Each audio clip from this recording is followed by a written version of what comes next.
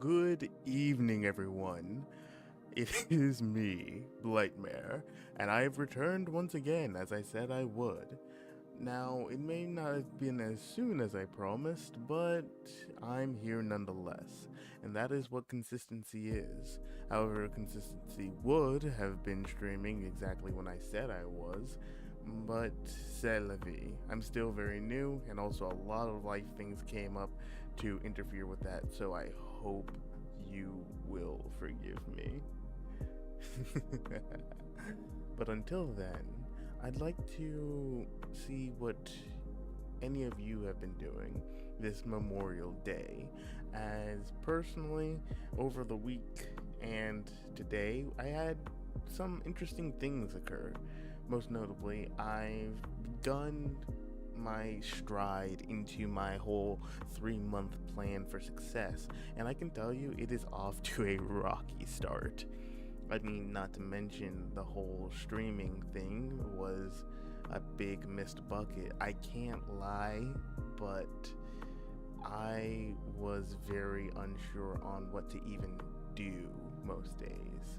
You see, I'm very good at procrastination because I'll try to figure out what exactly I'm trying to do, and then as I try to do it, so many other small things will get in the way of me actually doing it.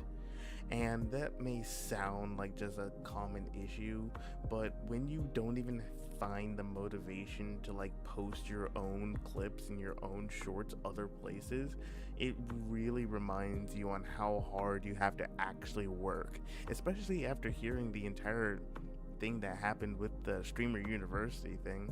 And that's actually kind of a touch sad in my opinion. But I mean, it's not surprising to say the least, because every time a big streamer or someone of high import tries to immediately help those beneath them, it never ends well, because there's a mix of desperation and a sense of not entitlement, but it's a strange sense of want, of it is a not a hunger, it's closer to, it is a starving need to get to where you want to be. And for most people, they're willing to do anything to do that, including ruining the opportunity for everyone else. And that just makes me a bit sad, to be honest. I really think that the whole Streamer University thing could have really taken off, but it's just sad to say. But that's not even to knock how, despite being an easy job this should be, how streaming is kind of, well, to say the least, a bit difficult. It's not linear in any way, shape, or form, and you have to be consistently grinding on it to make sure that you're pumping out not only the most content, but the best content. Because if you don't post anything, you won't know what works and what doesn't. You'll just be stuck in this limbo state of just flowing through the ether of the internet until other people discover you. And that in itself is very complex and nebulous, and it's very easy for people to give up. I'm in a very fortunate position right now where I have the freedom to try and experiment and do all these things, but most people don't have that luxury. And so I'm very aware of the privilege of the position I'm in right now, and that's why I'm going to try and make, provide for my family and those that care about me, and those who have supported me throughout my entire process here. My my tripping over my feet start to my 3-month plan, but I'm working on it. I've set a solid goal that I want to reach at least by the end of this week, and so I've made a decision to make a Gumroad. Well, I made a Gumroad, but I'm going to actually start using it. So basically, all of the maps that I'm going to be making from Monday and some on Thursday, they're all going to be posted on either my Gumroad or my Patreon. They're both things I'm trying to start building and growing, and I just want more people to have more access to the weird little maps that I make as I get a little bit better at making them. You see, I wanted to make maps that other people would want to use. Fundamentally, the maps that I would always look for. More urban or sci-fi maps that don't lean exclusively into the cyberpunk niche.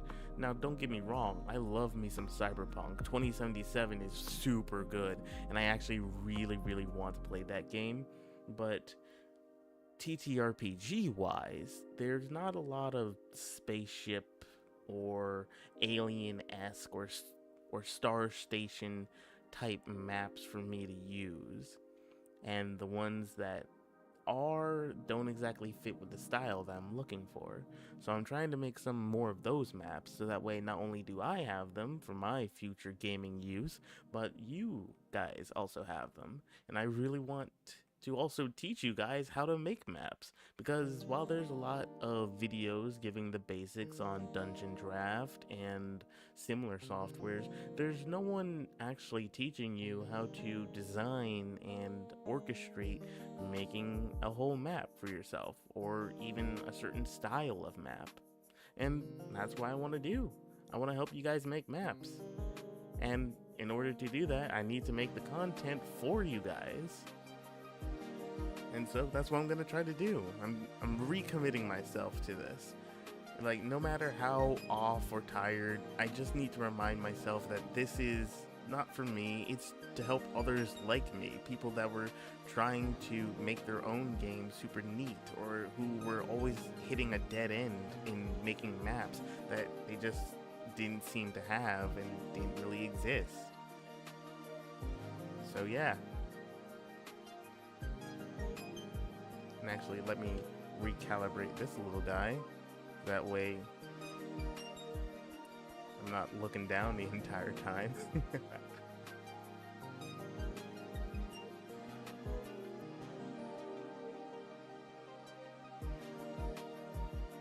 But yes, that's the entire point. The entire purpose behind, why I'm doing all this. But yes, aside from that, so many funny, crazy things happened. So one of the things is that my mom constantly wants, well, not constantly, but she's recently brought it to my attention that she actually wants to go on vacation. Mainly because we haven't done a vacation in a long while, mainly due to life concerns that are fairly, shall we say, nebulous. But we haven't been on vacation in a while, and the places that we wanted to go were ideally a beach-like area. So we were just spitballing ideas, and it was just recounting on all the many places that we got to go over our lifetimes. We've been basically all up and down the east and west coast, and even gone on a cruise or two, thanks to her old job. And it was actually really fun and really neat. Actually, funny story. So one of the trips that we had was when we went to the Grand Canyon, and they have these little bus tours that allow you to basically drive from a near Las Vegas, kind of Nevada mid-stop station, all the way to the Grand Canyon. Now, these trips had like snacks and food and everything, and just for a little precursor, I was a chubby kid, so I sweated easily, and this is going to be very important to the story, because we went to the Grand Canyon. We had ourselves a grand old time, pun intended, and I got to rub the feet of this statue that was supposedly granting good luck, so much so that the lady said that I should maybe try my hand at a few blackjack tables at Las Vegas. However, it was very likely that these feet had been rubbed and covered in all manner of germs that I hadn't been aware of. And so, while we were on our way back, I, being the disgusting child I was, possibly forgot to wash my hands. and so on the trip back, I felt incredibly sick. Methinks and me wonders why that could be. Eventually, what happened is that I was so nauseous and sick that I actually felt like I was slowly dying. I was actually in agony in that bus ride on the way back. And actually, the funny thing is that looking back on it, I may have just been experiencing heat stroke. Because I had thought that I had covered my hands in so much gunk and goop from rubbing and touching on those giant statue feet that I somehow ingested like some sort of bird poo or some sort of gross element that was violently fighting my body. But in the deserts of Nevada, it gets pretty hot, and when you put a chubby kid in a hot environment, that breeds a very unique circumstance for a chubby kid to have heat stroke. Oh man. And personally, that's just kind of funny to me, especially the idea that it took me years to realize that I was just having a normal reaction to being in the sun for several hours in Nevada heat during the summer. But yes, that's one of the one of my favorite vacation stories. I do enjoy vacations. I really enjoy traveling. Wow, shocker. Everyone enjoys traveling, especially me. But the part that I love about traveling is going to new and unique places. Wow, really? That's almost like that's the whole point of traveling. Yeah, well, the places I like to go to are a little bit more obscure. Especially since I recently found, well, not recently, I've had this book for a very long while called Atlas Obscura. It's basically a guide to all these different places around the world that are a bit more unique or out of the way and very, very interesting. And so, on one of the earlier trips when I was a bit older, when we went to Florida, I searched meticulously through the book to try and find something that was going to be interesting for us to do, and eventually I stumbled upon one, that being the Clock Tower Gardens. It was this magnificent and very beautiful garden area. There was this giant tower that had bells and played music when the wind blew just the right way, and overall it was just such a marvelous experience. It was peaceful, to say the least. I very much enjoyed the Clock Tower Gardens. Beyond that, actually, it even came in handy while I was while I was in college. You see, I was a bit of a smarty pants in school, and more or less I got to skip a year of college and graduate early, which is really nothing special. But in my third and final year, I had really nothing to do. I was putting in all these applications for jobs and wasn't getting anything back, and so I just decided to take a day for myself and got my book, Atlas Obscura, and went to find something to do during the day. And what I found was a monastery. You'll be surprised by how many monasteries are in the US. It's really fascinating, especially when you learn that they have all these different types of crypts and mausoleums in there. Unfortunately, I didn't get to see that, mainly because their tours were closed on that day. However, I was able to see their great architecture, and it was actually really interesting going to like a convent or like a monastery in real life. It was really interesting. The religious iconography, the architecture, and the artistry that went into building this place, it was magnificent. Like literally nothing that you've seen before. it almost doesn't look real. I have pictures, but part of me doesn't even realize, or it's just hard to rationalize that these are real places that I got to experience and walk through. And yeah, and that's how I spent one of my days during college. Because here's the thing, I hated spending money on things that I didn't want. I'm very pragmatic that way. And so for a lot of my college times, I just walked everywhere. I was probably in the best physical condition of my life because I just walked almost daily everywhere for miles practically. Like as long as I had my headphones and my phones, I could read multiple treks, like just distances away, like miles away from campus, and just walked back casually. So much so that like people got concerned.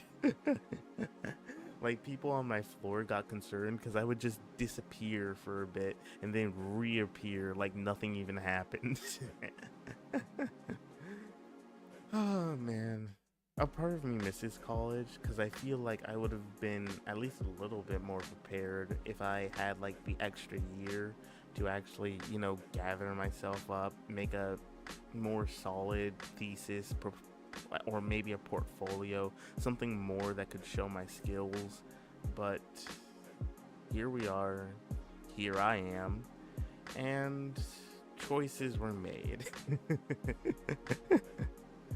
But until then, I'm just gonna keep working it out, figuring it out.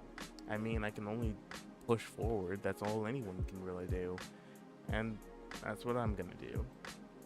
That's actually why I'm doing this whole 3-month thing. Another reason why I'm doing this whole 3-month thing. But yeah, beyond that, I'd say one of the other things I really want to do is, because here's the thing, I have so many amazing ideas, I just don't have a lot of the skills to execute them, is the thing.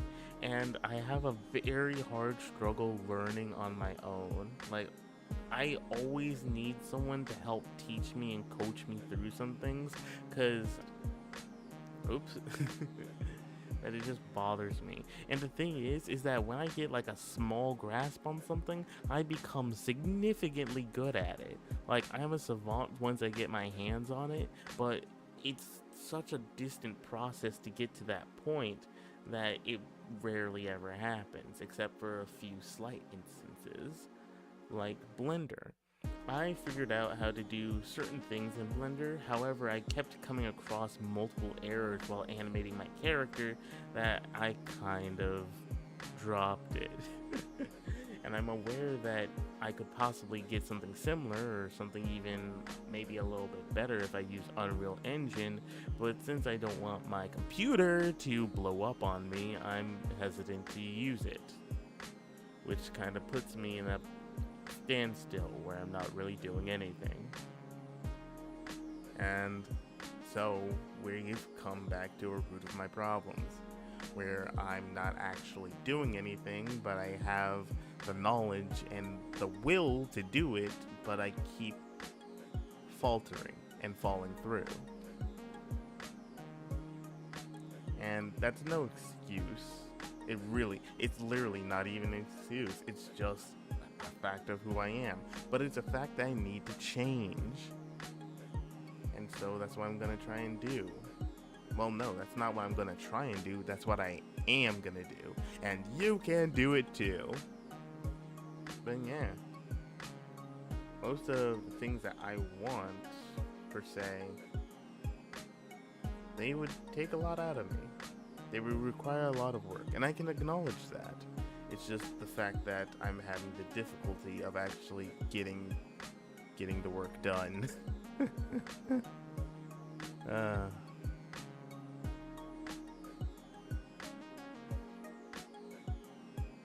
But yes. And actually, one of the other things I'm working on, I probably mentioned this before, one of the other things I'm working on is my tabletop RPG game. Well, not a game itself, it's a living world for a tabletop RPG that I'm making. It's for a Mothership campaign. and I'm doing a lot of work for it, but I'm not sure if I should talk about it on stream, as a lot of it isn't finished yet. Like, the broader strokes are done, but I don't know if discussing the world building would be something interesting for people to listen to. I very much would love to talk about it, as I'm still developing things and I would love other people's input. But until I can, figure out if that would be something people would want to listen to, I'm just gonna keep it to myself for a little bit longer until I have something that seems a bit more professional. Well, not professional, presentable, I mean. Something that's a bit more prepared. Because I'm still also learning digital. Well, I'm not learning digital art. I know digital art to a degree, but I'm not good at painting at all, and I want to get better at that as well so I can make some of my own digital art.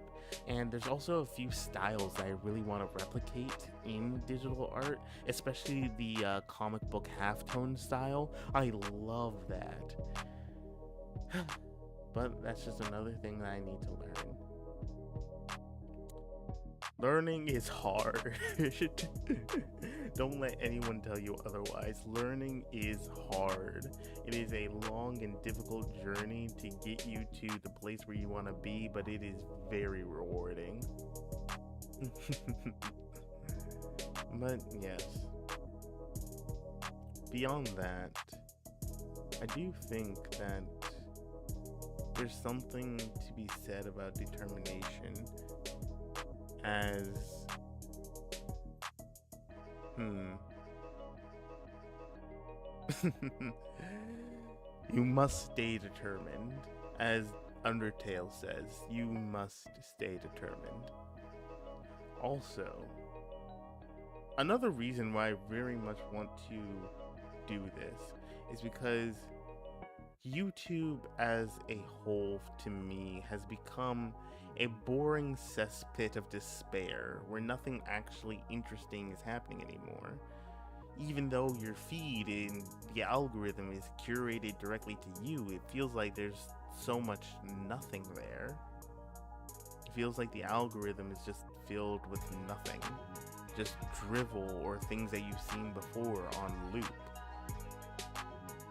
And I want to change that at least a little bit. The small projects that are made by indie crews are very interesting, and I want to make my own as well. But I'm going to need a lot of work to do that as well. I want to do a lot of things, and all of them require a vast amount of work. And I'm willing to put in that work, it's just going to be very difficult getting it done. But I'm ready. I'm ready and I'm willing and I want to get it done. I just need to be focused enough to actually do it.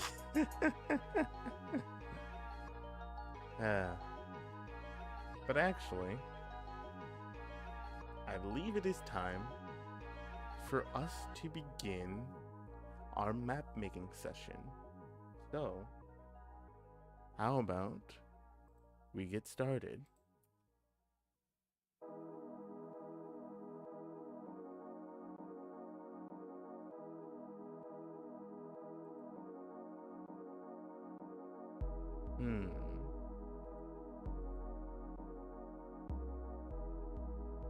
As I said, let's get started.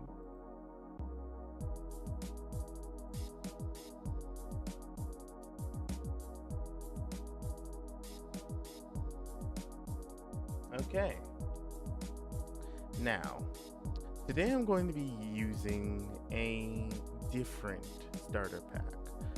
While before what we primarily used was the body horror pack and the starter pack from Forgotten Adventures, today we're going to be doing something different. We're actually going to be doing a sci-fi map today. We're going to be doing a sci-fi ship map. And so what we're going to be using is the Hellscape, where was it? Where did it go? Let me see.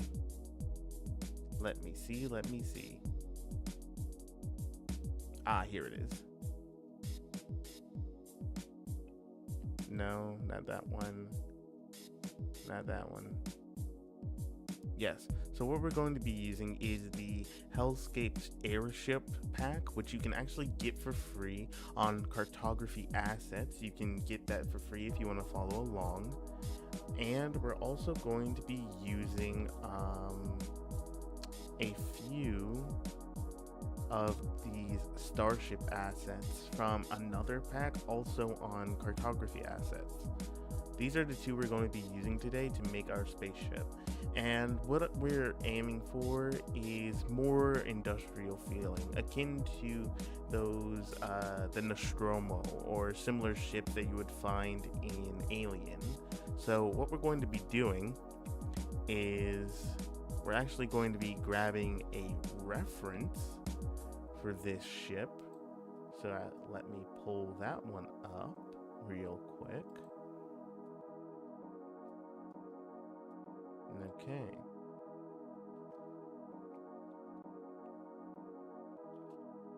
So the starship that we're going to make is going to be based off of a ship from the Mothership Shipbuilder's Guide, and it is going to be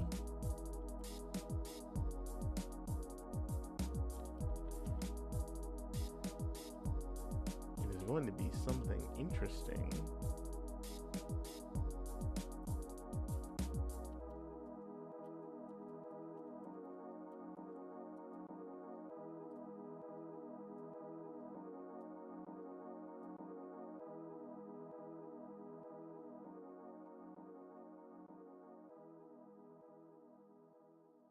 Okay, perfect.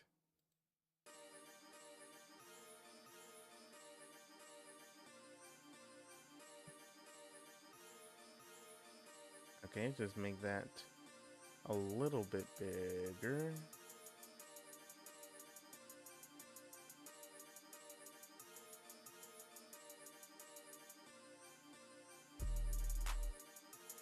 So that we can all see. There we go. So, what we're going to be basing this off of is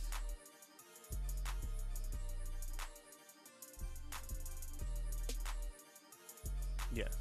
So what we're going to be basing this off of, fundamentally, is a style of ship akin to this one up here. Basically, what we're going to be doing is we're going to be making some central areas for our players along the map principle, the main areas of play, which is ideally going to be the cryopods, the cargo hold, maybe the bridge, and possibly any other important areas that we feel would be necessary to the game's overall importance, or at least for a starting area for our players, if this is where we're going to have them start the campaign in. And so, with that out of the way, let me actually go get my Mothership book so I can pick a ship to actually use.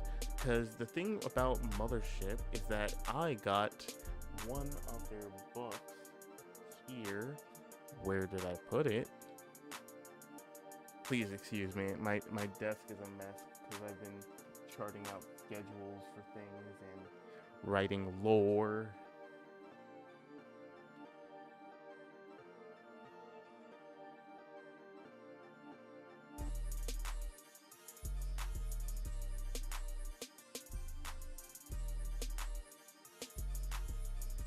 Okay, here we go. Here we go. Okay. So, let's see.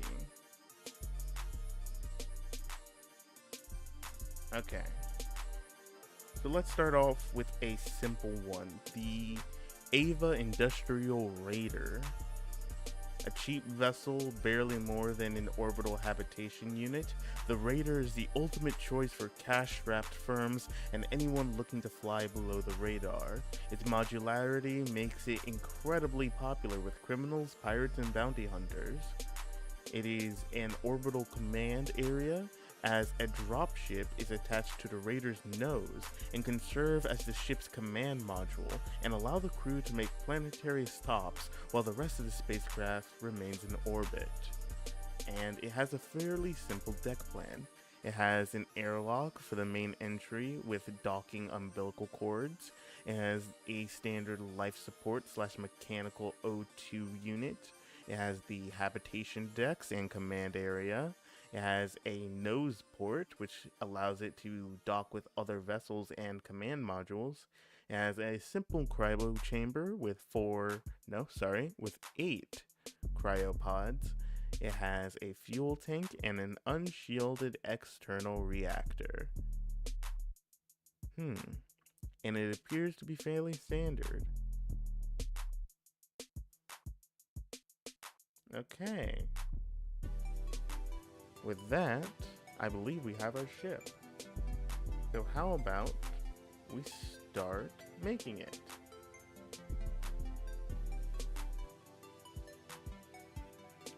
So, for this one, you're going to want a slightly longer play area. Not play area, sorry. We're going to want a larger map. So, let us change this to A4 paper. Well, actually, no. We'll swap the width and the height. Would that be good? Actually, no, we'll make the width 40 and see how that rocks and rolls. Because the ship is far more long than it is wide. So we'll see how that looks. Oh, that's perfect. That is actually perfect. Yes, that's actually perfect. Okay, there we go. So then, we'll keep this open. And actually later on, if we have time, we will also make the landers, not the landers, we'll make the dropship that comes with the Ava Raider. So that way we have 2 maps in one. 2 maps that connect to each other, in fact. And so for the beginning of this, we should ideally try and map out what exactly we want our shape to look like geometrically. Because while the ship can look like anything, we'll want it to have a more streamlined sci-fi shape, but also make it feel very clunky and industrial. So let us do that. Okay. So yes, we're going to be starting off with some block shapes.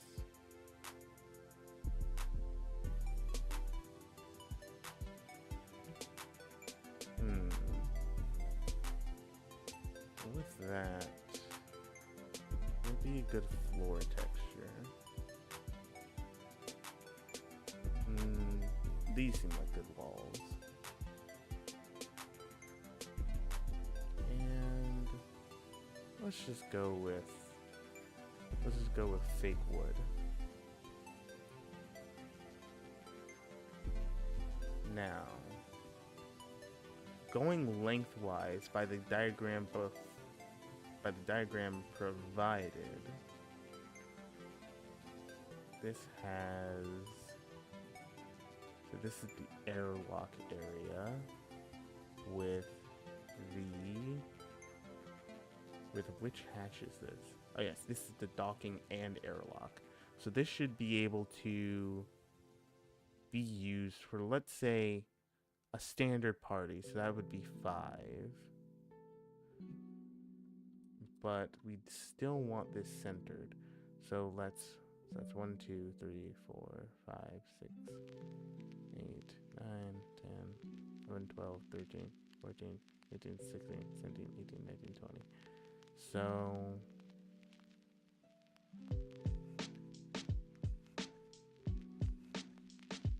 So 10 would be here. So if we wanted this perfectly center, we would go from here, and then, well, it's not going to be perfectly center, but that's fine. So for that, we'll actually want one section for the actual walkway before boarding, another section for the door,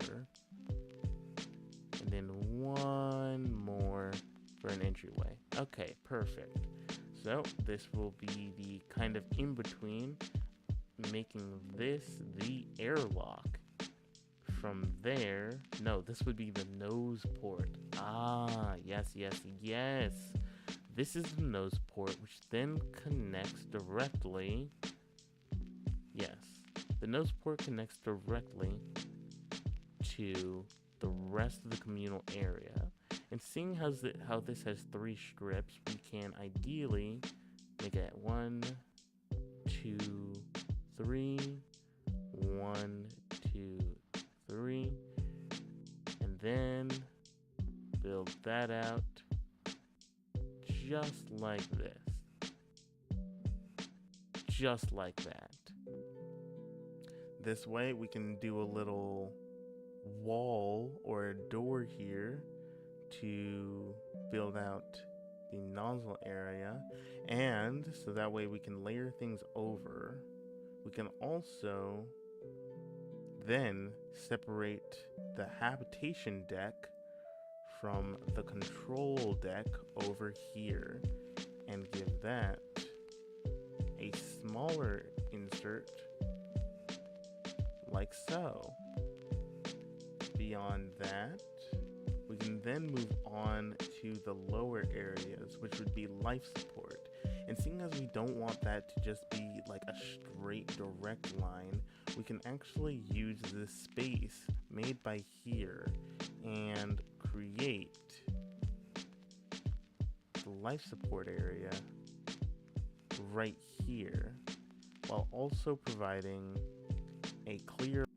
And with that central hallway, we now also have an offshoot for, well, actually, yeah, let's extend this a little bit. Yeah, make that a little bit bigger, nice and offset. So now we have a nice good area for our life support, and possibly we can also make this medical as well. And moving from that, now that we have our nose port, our habitation command center, and life support center, we can then move on to the cryo chambers. Now the cryo chambers are ideally farther away, but also close enough to the life support so that way they can get here in case anything goes wrong. And so we'll actually make the life support a little bit narrower than the rest of these, so that way we can cram all of the 8 cryopods into one area. So we'll make it so that way each cryopod will be on either side. Yeah, this looks good. And then bada bing bada boom, have one of that there. And then we can have the fuel tanks be right here. And then cap that off right here. And then we can cap that off with the unshielded external reactor, which would take up, let's say, this lower part here. And actually, let's make that just a touch bigger. There we go. And we'll give this an offshoot hallway, big enough for 3 people. And perfect. Just like that, we've got the immediate baseline for what our ship looks like. We've got the walls all nice and set, all nice and ready. All we need now is to fix the flooring and the background. Good thing we can do that easily. So now what you're going to want to do is you're going to go to the pattern shape tool and you're going to click for the edit points. No, sorry, not the edit points. You're going to click for the free floor. I can't speak right now. You're going to go for the free form points for that shape. That's what we're going to be using to map out the larger area for this map and change the floor plan. So for that, we'll actually first need to decide what floor plan we'd want. Now, since this is going to be a more industrial ship, the overall layout's going to be a lot more simplified, and it's going to be reduced down to make it more grimy, let's say. But before that, just like when working with paint, we got to see some color splotches to see what type of floor we want to work with. I don't know what these colors look like, so what does this color look like?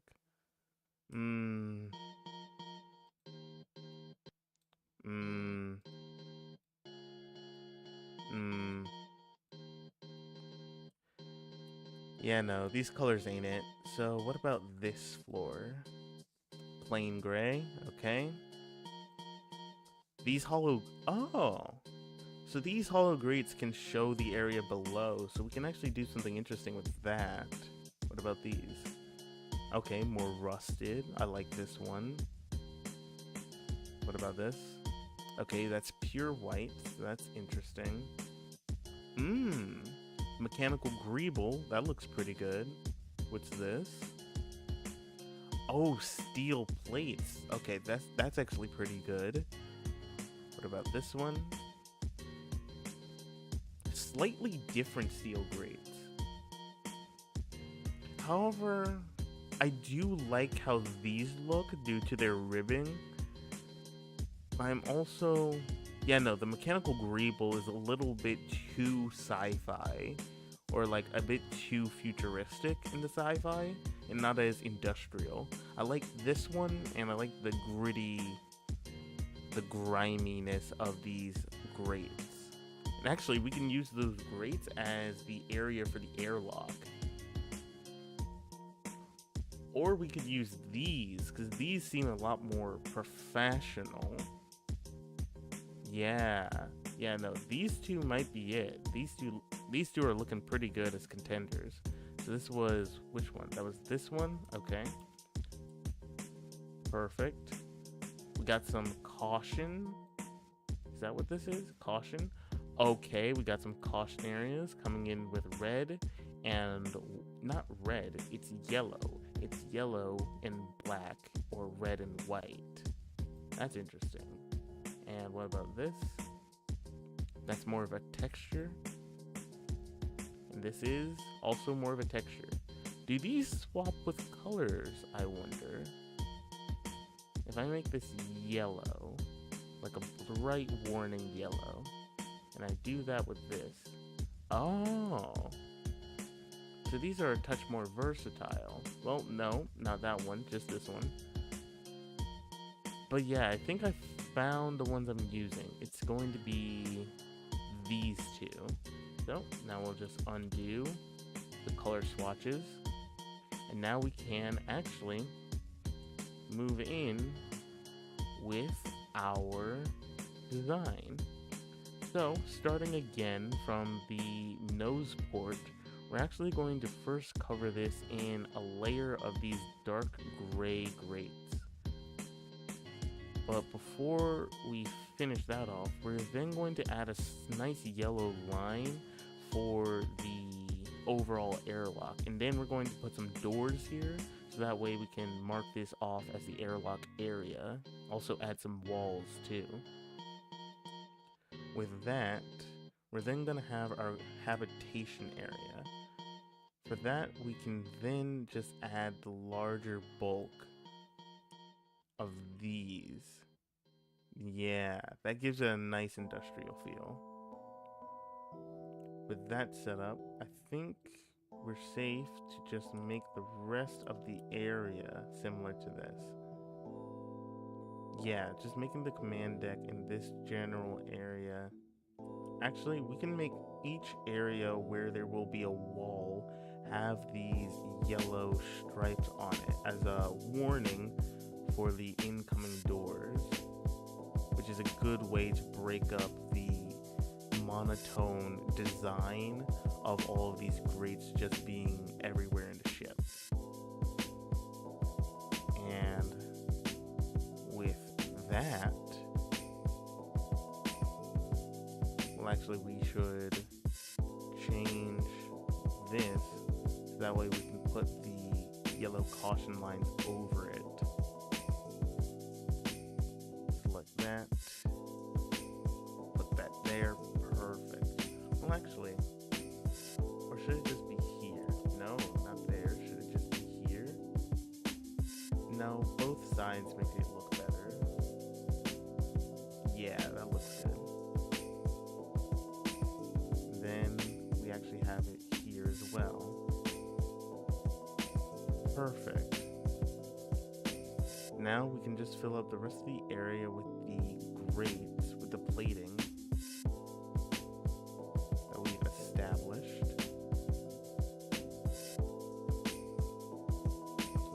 There we go. There. Now we have the basic floor plan of our ship laid out. However, we can actually use this moment to break it up even more by giving select areas a bit more attention. So, the same way that we now have this reactor area, we're going to want to put some reactor area decorations there. But before that, let's actually make some walls. Because without the walls, we're going to be doing a lot of extra work.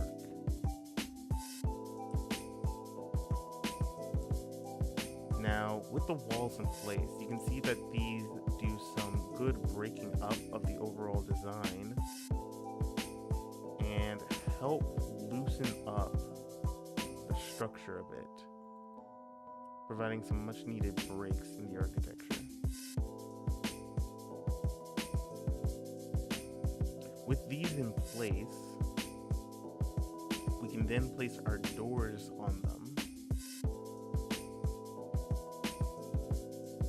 And with our doors on each of these, we'll be able, there we go. With the doors on each, actually, I should double up on each side to give them that natural, more hydraulic look. One side, one side, one side, there we go. One side, one side, one side, there we go. And for the middle ones, always hit S when you don't want to be snapped to grid anymore, because while it is useful in the beginning, it can be a hindrance later on, as it will restrict you. So always remember, hitting S is the hotkey to switch on and off of snap to grid. So let's keep this fairly straight. Yeah, that looks good. It's always harder on the second. There we go. That looks pretty good. Let me zoom in nice and close there. Let's go with this dot here, this dot here. There we go. Okay, yes, this is coming along swimmingly. And if you're following along, your map should look somewhat similar to this one. So that way you have a way to compare your progress. Now, it doesn't really matter if you mess up the walls, for the doors, I mean, as these are mainly just some miniature designs that players aren't going to really pay too much attention to because they're going to simply be going through them. But I like making them balanced, as I like the overall symmetrical nature, the overall symmetry that they provide. There we go. And there we are. Okay, perfect. Now, beyond that, We can then prepare putting in some doors. We got some cells, we got some simple doorways.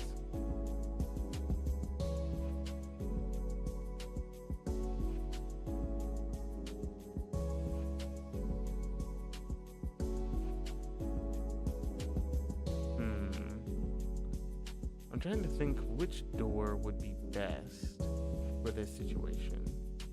A simple porthole, maybe. But no. A hatch door? No.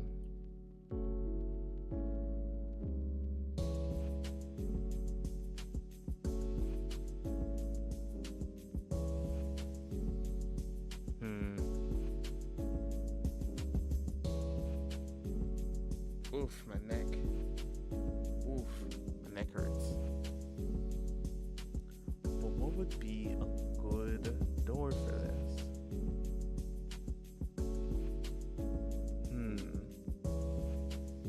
You know what? We'll just simply go with the classic bulkhead.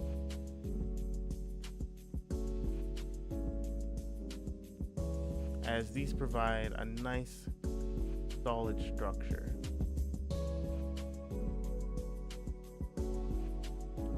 Easily break up larger flow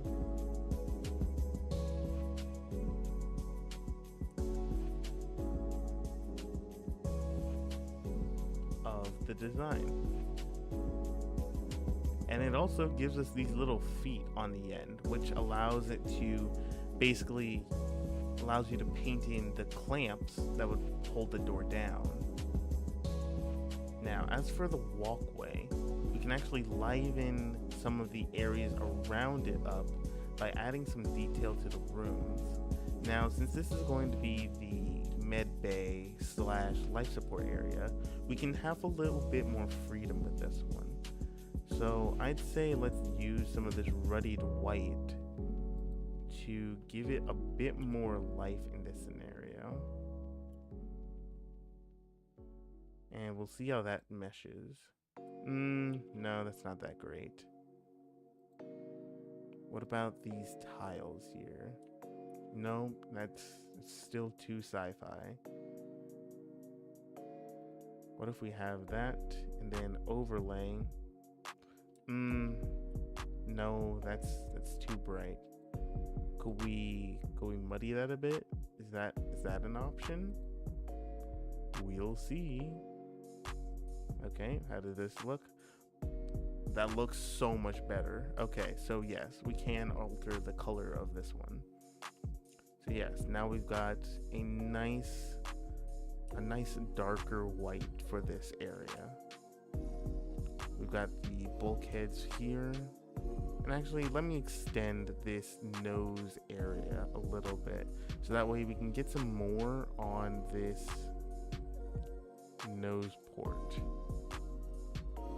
And alter that, paint in a few more of those. Perfect. Now we got a bit more for the airlock nose port area. Beyond that, it wouldn't be too much of a stretch to add the greebles to the command deck, but it does throw off the greater industrial vibe, so maybe I should leave it be. The cryo chamber could have these there as well.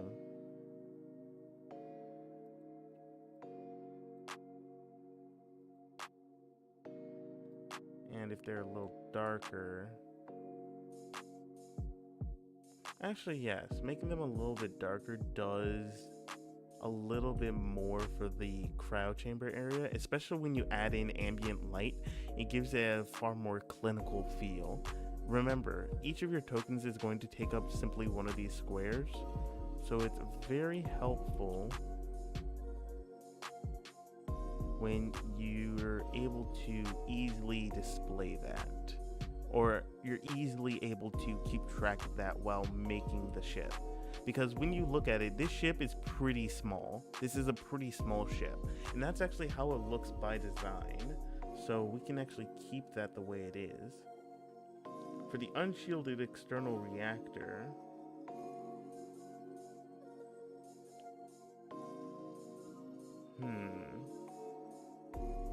it says it has to be contacted or interacted with through a spacewalk, but I'm going to ignore that in favor of making it an internal reactor, but very much a convoluted... No, we're actually going to shrink the space. We're going to shrink this space, actually.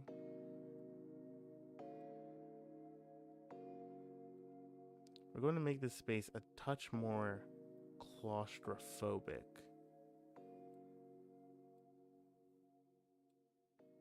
There we go.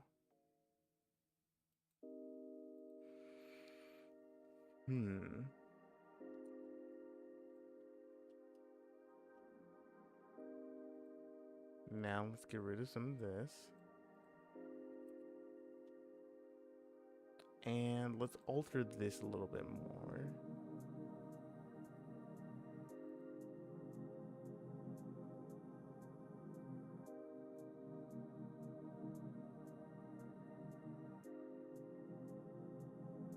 No, it was fine the first time.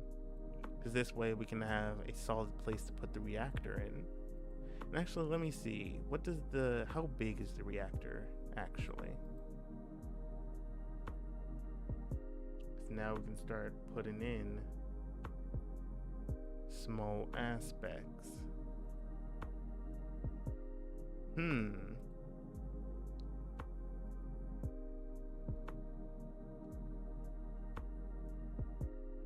Huh, that's odd.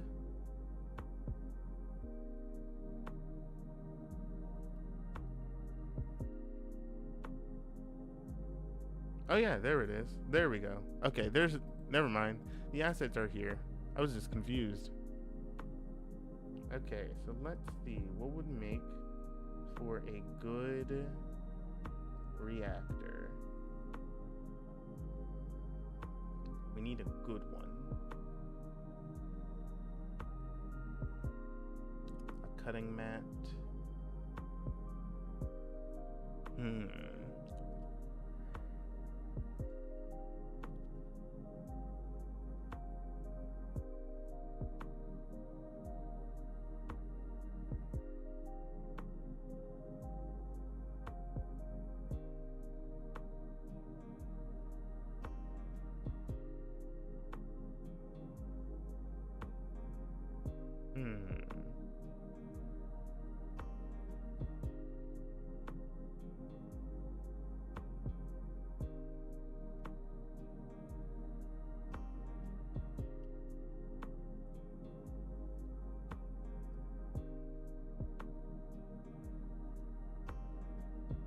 Should we put some over here?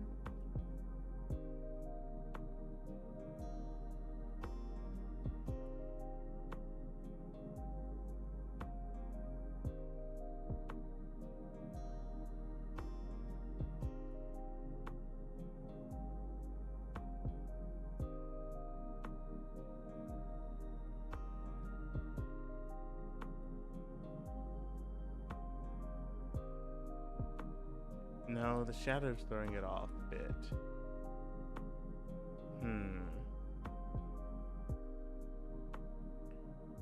We can actually put the console. Yeah, let's put the console in the command area over here.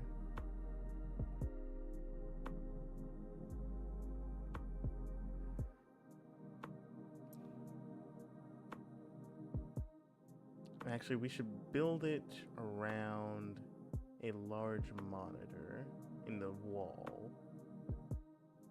Do we have a large monitor? I need big monitor.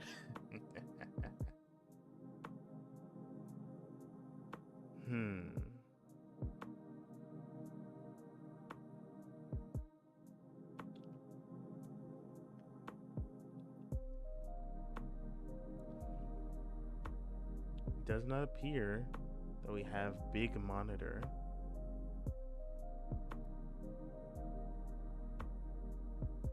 Okay then. So I guess we'll have to add another asset pack.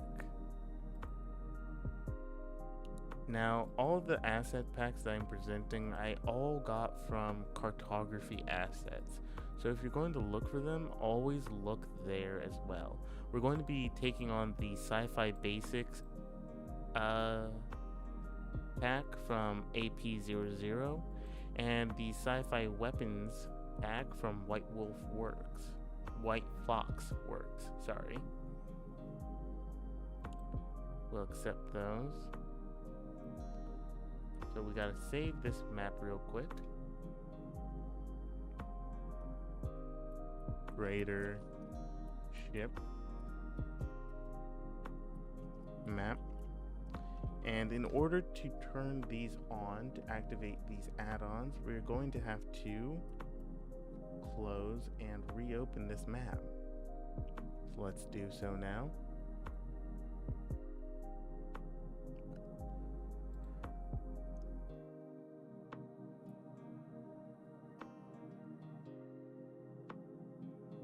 There we go, right back where we were. Now, let's see, do we have a good place? There we go. Now, let's see. Are there any assets that's good for a screen?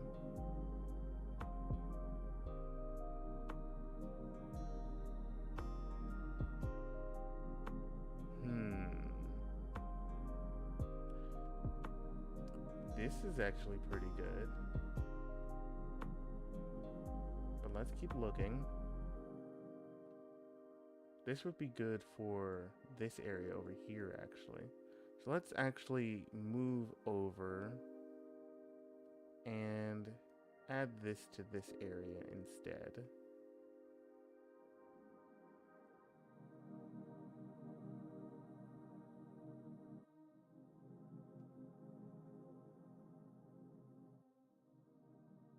Yes. We'll scale this up a bit.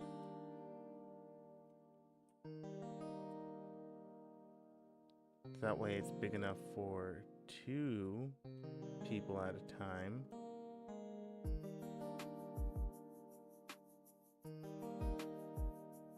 And we'll set it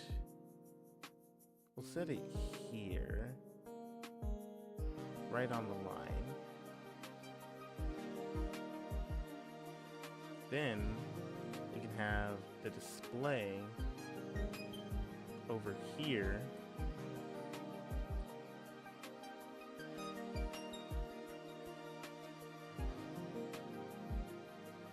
And build out a small operating area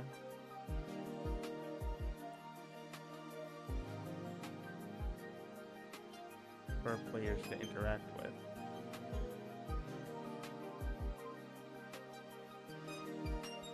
We got ourselves a pair of medical fridges.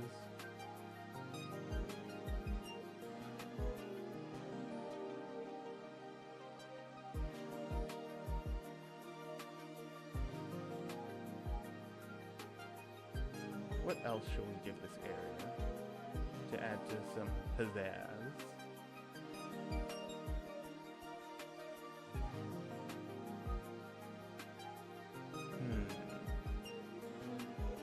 What would be pizzazz-worthy in this area?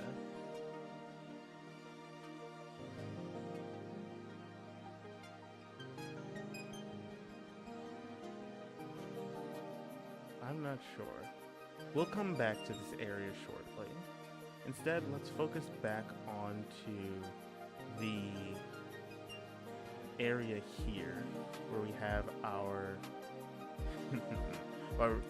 our unshielded fusion external reactor.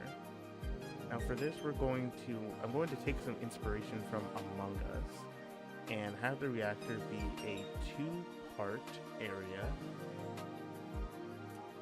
where players are going to have to interact with both in order to reset them. And if you're wondering how we're going to do this, how we're going to just take these regular assets and make them a little bit more interesting looking, a bit more in tune with the design of a full reactor, well, we're going to do some asset bashing, and we're going to layer some of these pieces on top of one another, so that way we can overall get a nice solid, shall I say, basis for what we're going to be looking at here. Okay, so let's go with that. I'm going to add a small computer element. Not this one. Actually, we can put this over here and get down a little bit. Oops, I keep pressing X.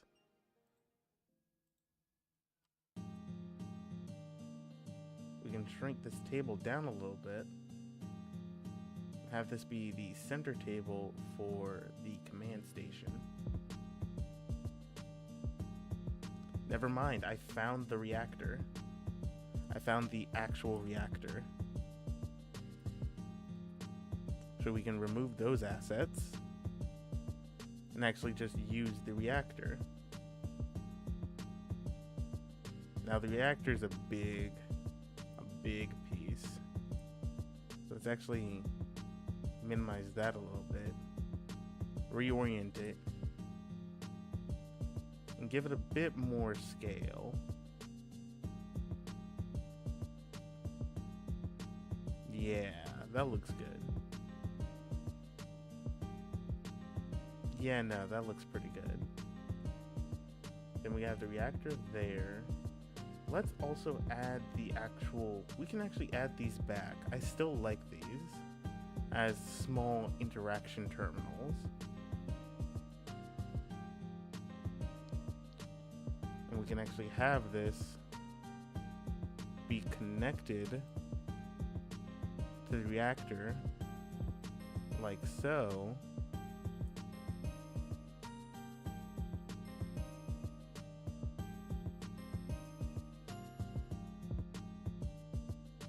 And with that, now we have ourselves a cool element for our players to walk into and have two players interact with the command modules on either side of the reactor.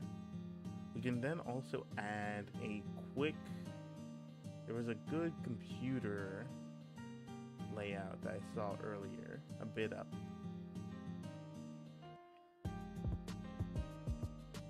It was a nice curved, almost dais? Is it called a dais or a dais?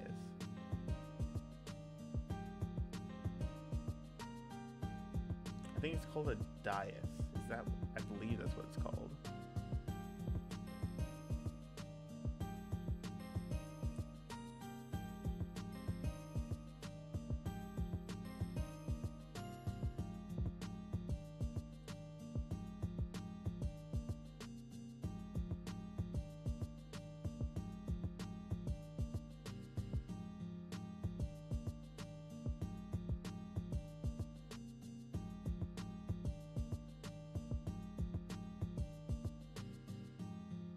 Sorry if I'm not speaking much. I'm kind of locked in a little bit. Because after seeing these two buttons, it was just irresistible to add them in and build out the little scene here for the two buttons.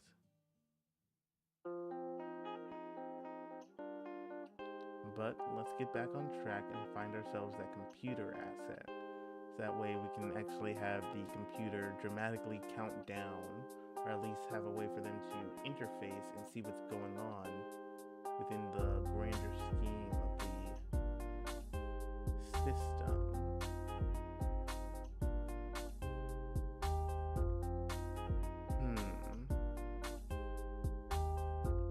This seems good. Even though it's supposed to be a billboard, we can actually still use this as a kind of display, we'll say. We'll actually say that this is a general display for the overall state. Let's actually change this to a nice deep red color. Can we change it to red? No, we cannot. We can change these other signs to red. There we go.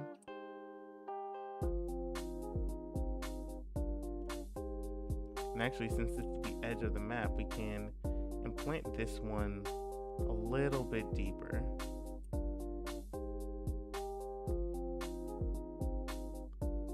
And just like that. Boom. We got our deck area. We got our engine, our external reactor area fully made. All we gotta do now is shape our floor with this greebles texture, and through that we should be good with at least one of our rooms.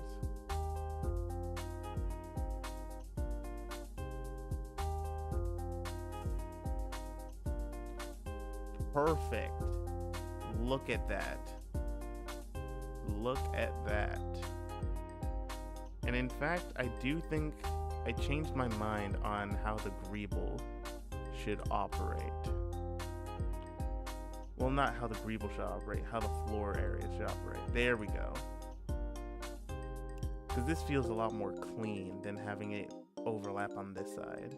The rest seem fine for now, but for the reactor area, I feel like this is the area where just the warning feels a bit more obvious. But still, I do also want to add some of those graphic decals, if I can find them.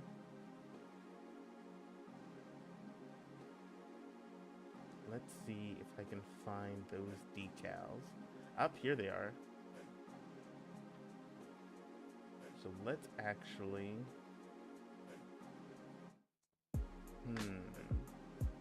But there were some other ones. This is graffiti. Wasn't there one that said docking or something similar like that?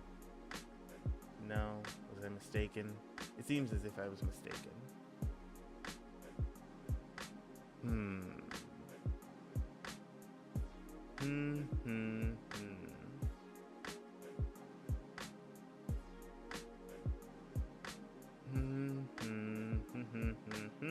What would be good?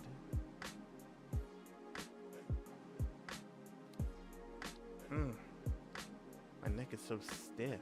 Oof.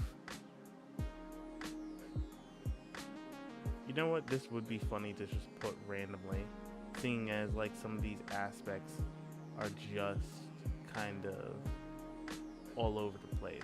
Seeing as this is a low quality ship, it could basically be anywhere.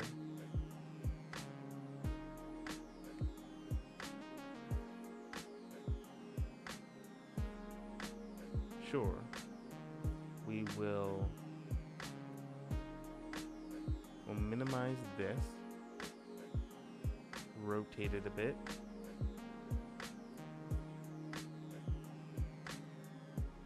and have it, we'll actually change it to yellow.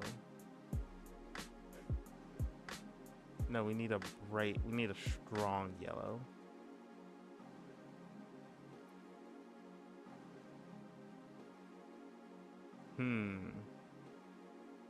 Is this good? I want it to say block D, not just dock D.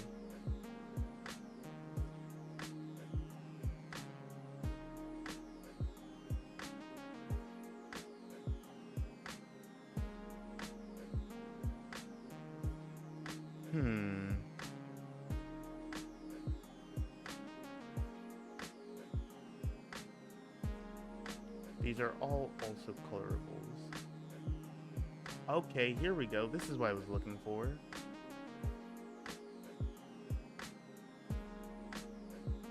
So yes, let's say radiation.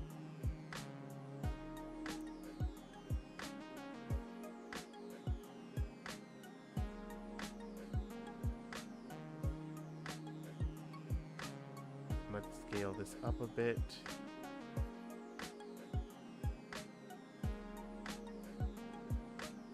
Perfect.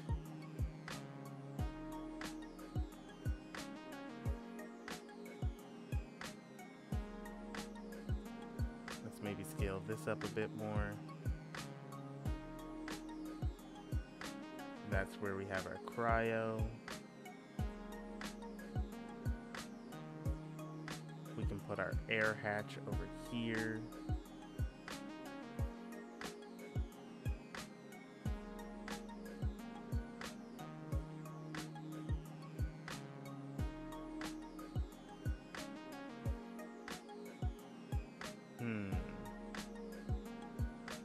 What else?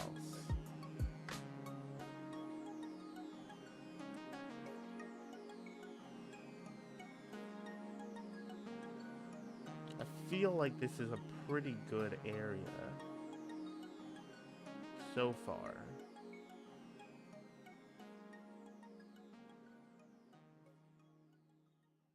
We've got our nose port with the airlock.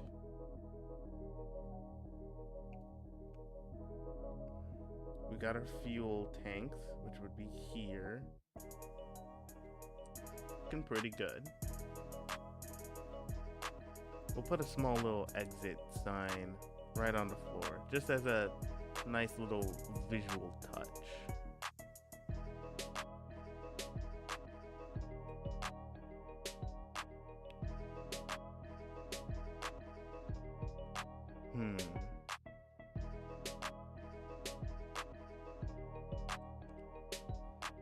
Would this be good for this area? Or would this be better?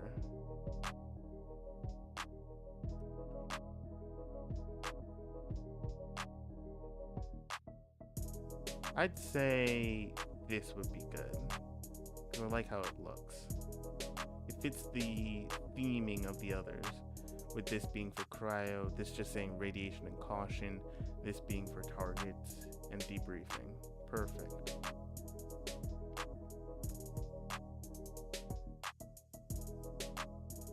So let's actually build out this communal area a bit more now.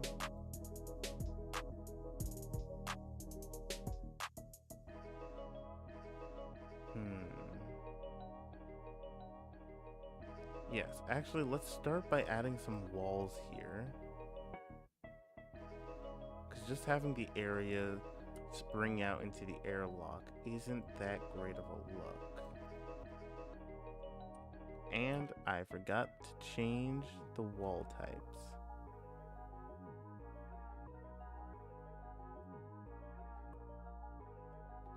So let's add wall here.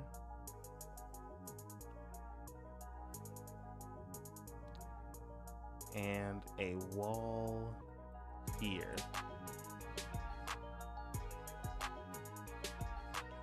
Perfect.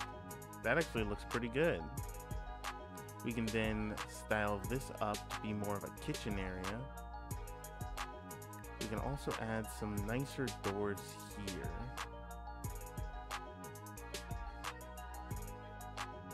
What would be a good door? I feel like for these ones, we would still need the bulkhead. No. Yeah. Well. I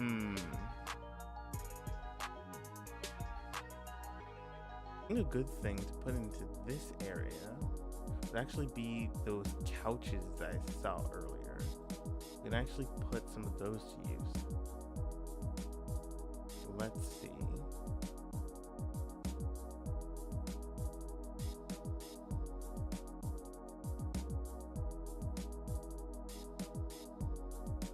Actually, yeah, we can also put in some of these as well. Do I want to keep the yellow theme? Because I feel like the yellow... Yeah, no, the yellow's adding a nice amount of pop to the scene. But it also gives that off industrial vibe.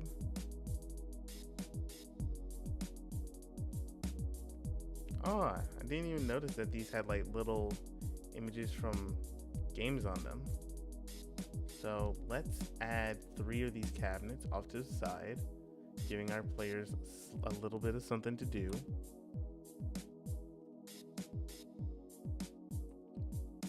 We want to shrink that a little bit. Place this one here.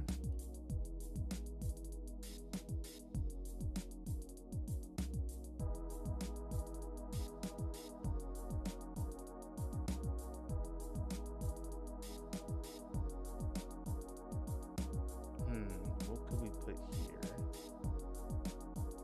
Actually, yeah, we can cram a sink in here.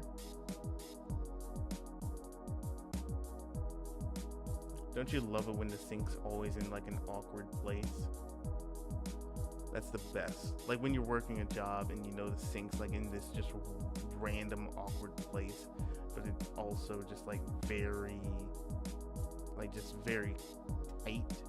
It's like a tight area to move in. It's very uncomfortable. Yeah, those are the best.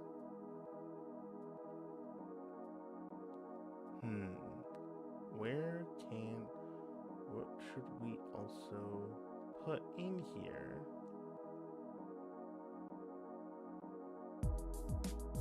A walker foot.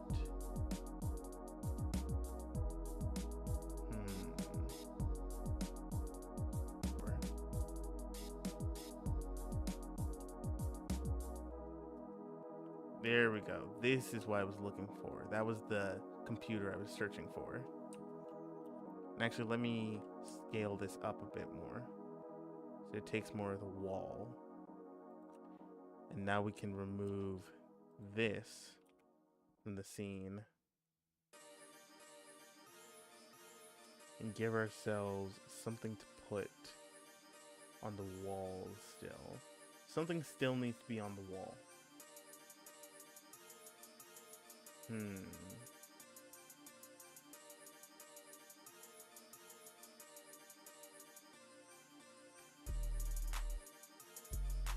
Actually, it would be interesting if there was just a series of indicator lights.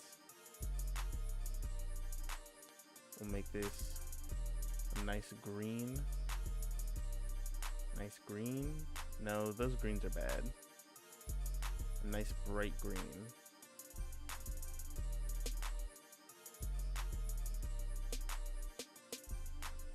I feel like that works. I'm not sure, but I feel in my heart of hearts that that is good. I like it. Take the eyedropper tool. We'll get this yellow back.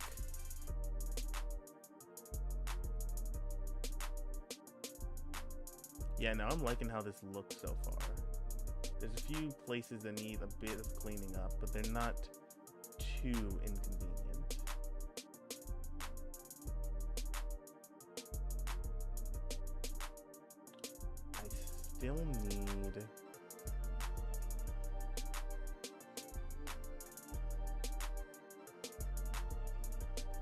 Still need the rest of the kitchen area.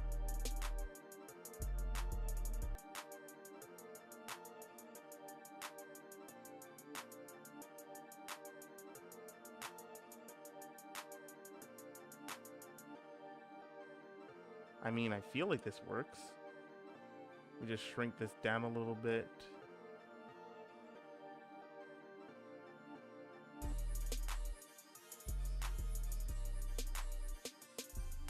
We can...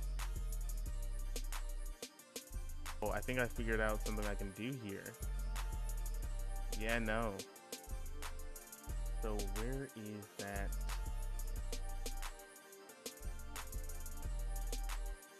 Where's that little piece of machinery?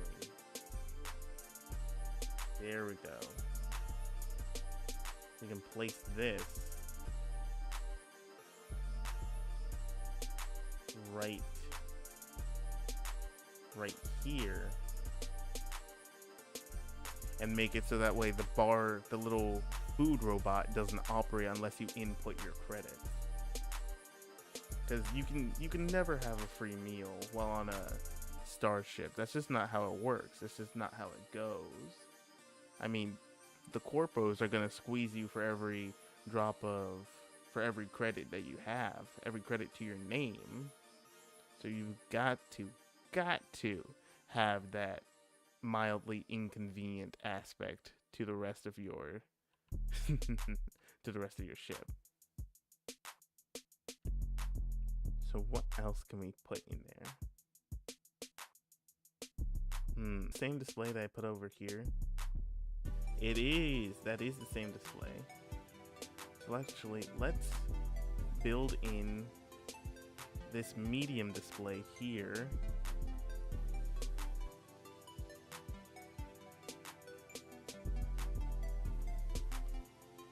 Actually, yeah, let's place this here and in the middle. So that way we have a more, shall we say, interactable command station.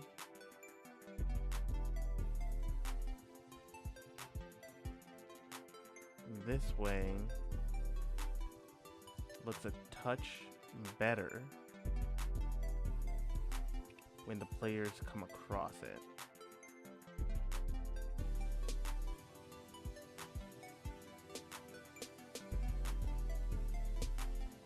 And then we can mirror that, slide this right here,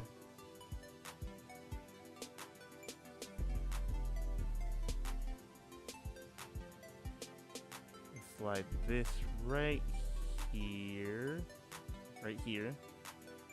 Does that look good? I feel like that looks good, but it can be a little bit. There we go. There we go. Looks absolutely perfect. Oh, lovely. You love to see it. You love it when it takes hold. Okay, now with that in there, we can also add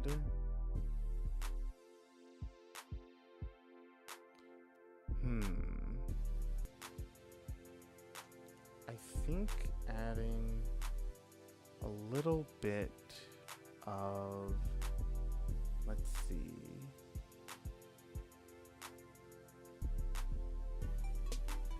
because this is going to be the debriefing room. This is where maybe having a screen would be nice, a large screen.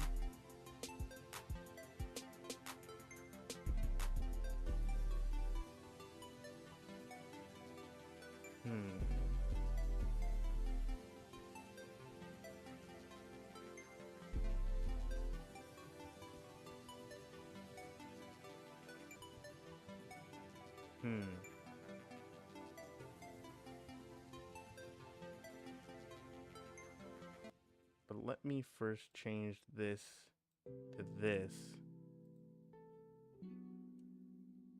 Yeah, love to see some nice simple stools.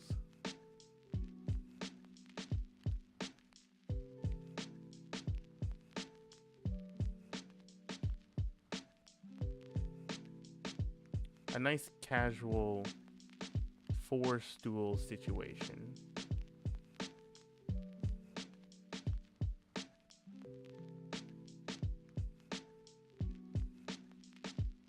There we go. A nice casual 4-stool situation. We can add a robot hand just for posterity, showing that he has detachable limbs, because that'd be interesting.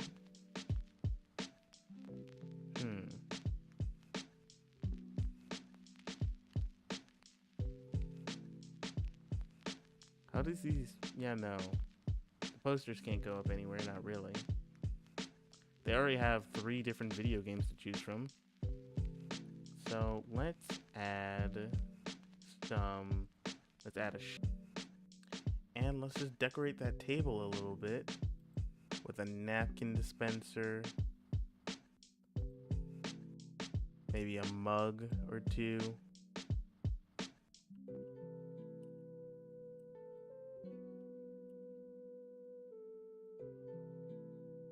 And let's see, where are the data tablets? Let's just toss 2 data tablets on the table there. Leave your data tablets at the door. Drop them. Drop them now. You heard me. Drop them. But yes, let's find perfect. A data tablet. And we'll have 2 cocktails at the ready. A broken bottle. No, not a broken bottle. Maybe right here. Break room vibes. This gives perfect break room energy. When you're working your standard 9 to 5 and your boss just has like the 3 random game cabinets, it has the the automated put in your money so you can get food station, and just a very messy, crappy little side section for you to eat your packaged lunch with a cabinet full of junk that nobody collects. Perfect. Peak. Ideal even. Okay, now let's give ourselves a nice, good looking briefing room, shall we? We need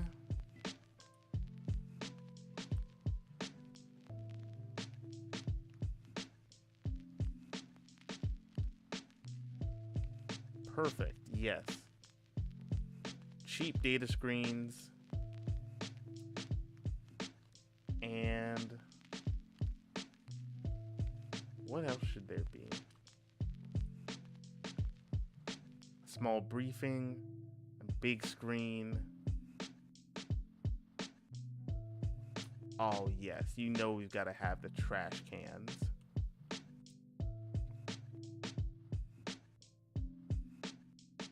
You have the trash cans by the door. Beautiful. Yeah, no, I think this is shaping up a bit, like, fairly nicely. We still need to do a bit more in the medical wing. We can add another trash can here. Actually, we can, no, let's add it here.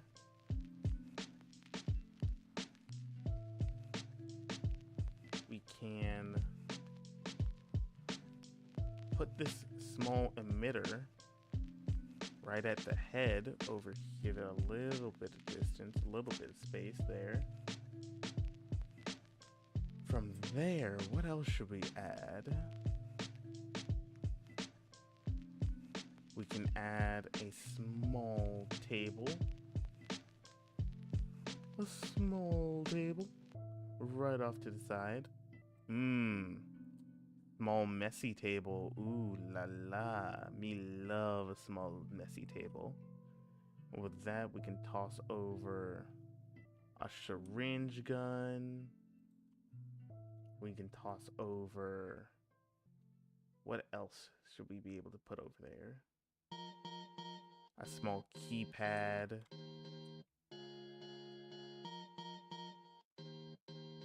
What else should we put over there? What else? Some syringe. I need more medical supplies. What do we have? We can have a few garbage bags of biohazardous waste in the corner right there.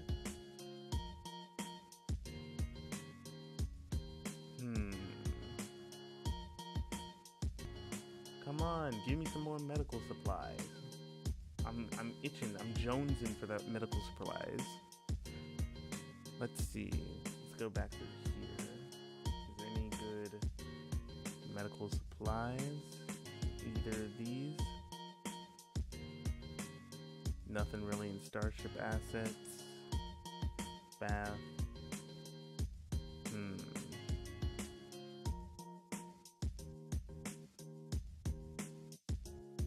Oh wait, medical. Here we go.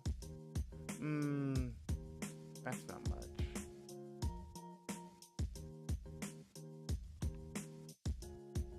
We got ourselves a knife.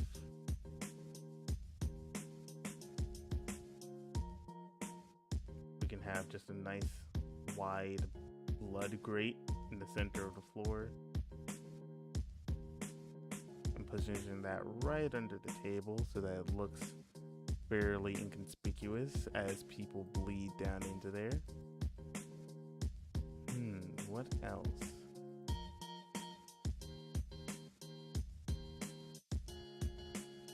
What would be a good addition to a medical room? Because so far I am drawing a complete and total blank on what you would put in a medical room.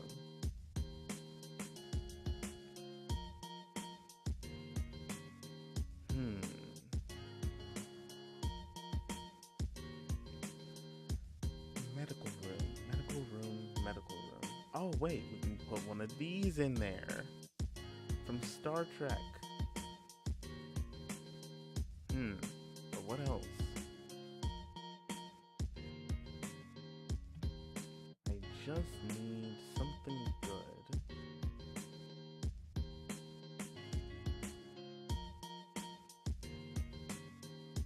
Put another keypad there. That's a whole elevator. That's a gun turret. That's a lift. That's a manhole.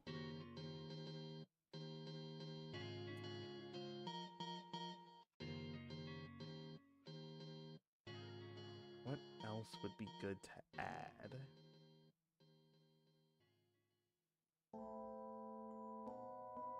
Paneled extension. More lifts, some railings.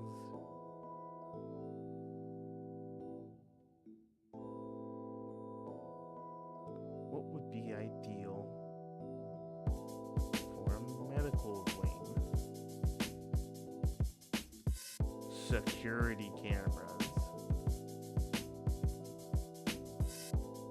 That's what would be perfect here.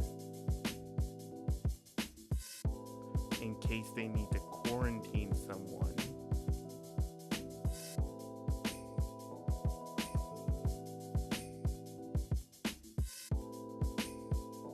Perfect.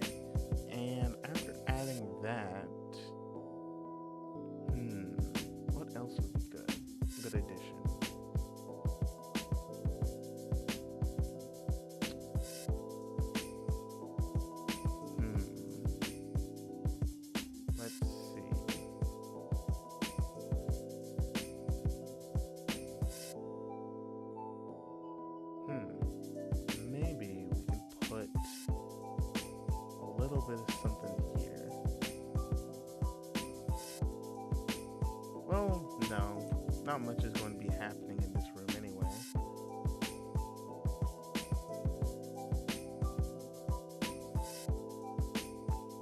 You know what? I'll just put a big drain in the center. That would be interesting. Just one big drain to liven up the collective area. Where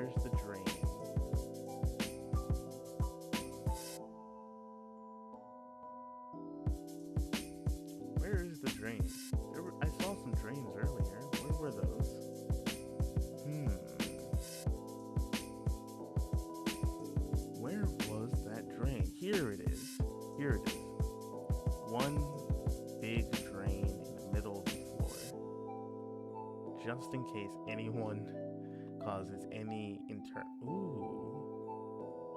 Maybe just a big grate? Oh, that's perfect. Especially if someone's infected, then they can just immediately escape. That'd be perfect. But yes, with that, we have that area covered. Should we just make it a nice small square grate? We'll make it a square grate and delete the other two. There we go. Now that looks good. We've got our break room area, we've got our med lab. Now we just need our dormitory area. We need our cryopod area. Actually, let's handle the cryopod area now, because I feel like that one's going to be the easiest. Well, first, let's save a little bit. Make sure our work doesn't get away from us.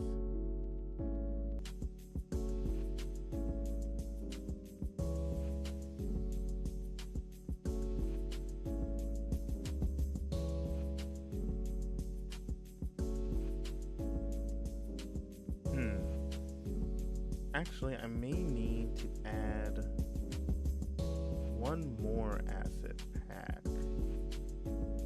because it seems as if the ones that I have aren't exactly the ones that I need nor want. So let me get those real.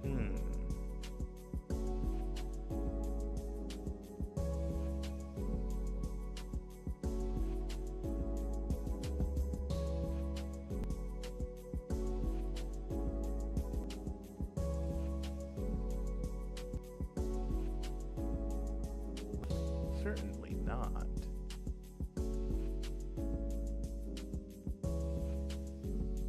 I see.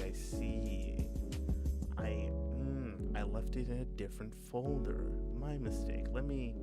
Allow me to fix that.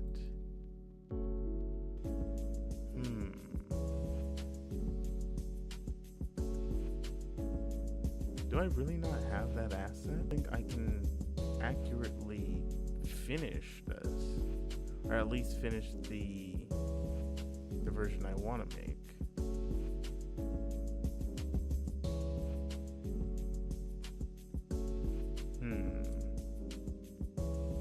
Interesting. Let's work with what we can. So, going through these, what could we most likely use as cryopods? Maybe in the starship assets, perhaps? Left bed.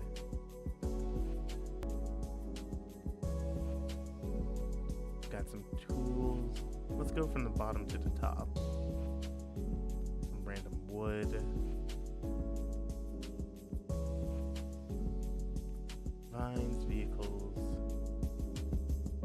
No, none of the vehicles would work. Trees. Obviously not.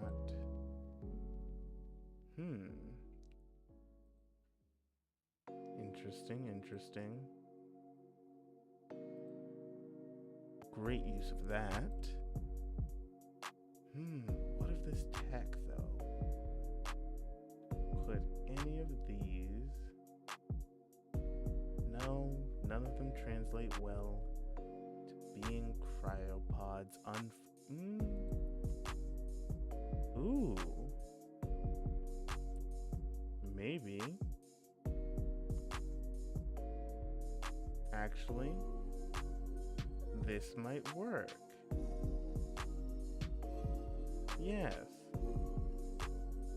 Okay, this one works.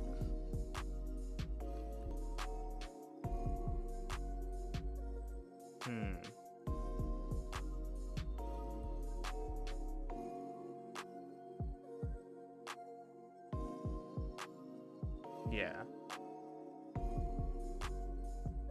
Space out these two on the sides. And give ourselves these two. We have the base 4 at the very bottom. And then we have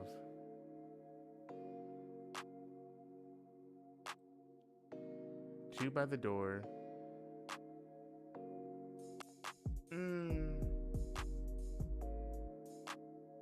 Nah, let's just discard that.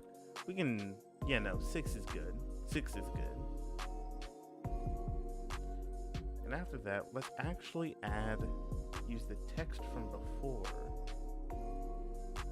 to add a little spot for each of them to stand on. Which is where their character will appear. And let's make this a nice blue. Yeah, nice light blue. There we go. With that, we can add that here,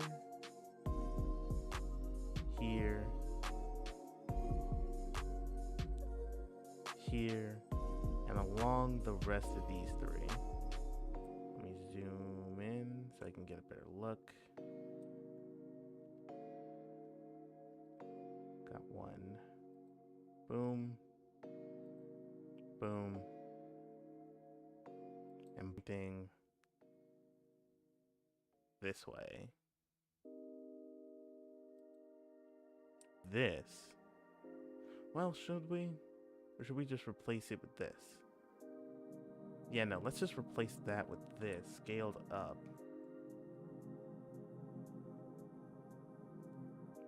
Place that right there, dead in the center. They see the exits over here. We can put in some of the arrows to direct them to each of the areas.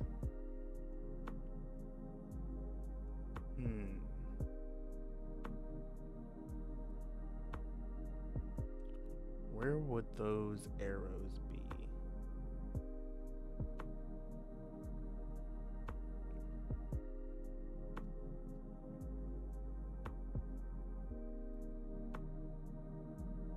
Some nice tables, surveillance. None of these structures are worth much merit currently for this designated idea.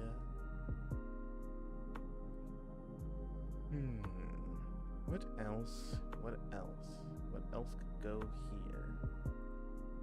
I believe those were under graffiti, but I'm just double checking all my bases first. Yeah, no, those are signs.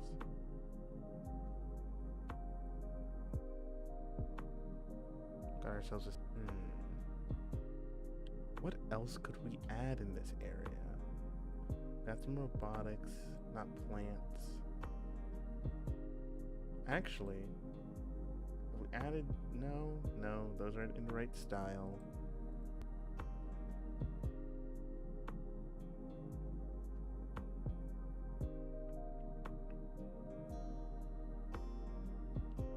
So we got the cryo room. We've got the deck. We've got the med bay. Well, no, this is the reactor. And then we can just put in the fuel tanks. Shrink this down immensely. Rotate that. Shrink it down again. Boom. Boom. Boom. Add some barrels and some of those containers.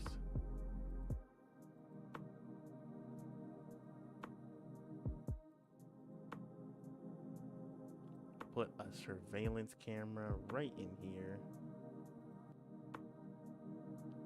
Put that right there. Right there. Let me actually move this a bit so it's more centered. So there's more room for the other add-ons as well. Tank. There we go.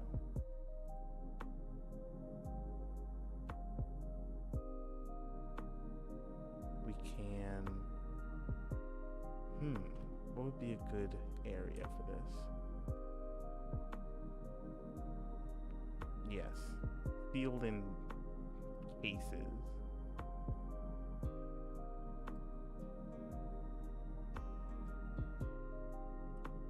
No, because there's still too much space between them.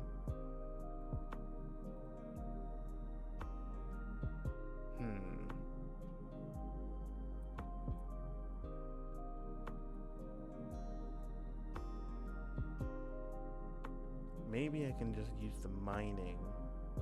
Ooh, actually.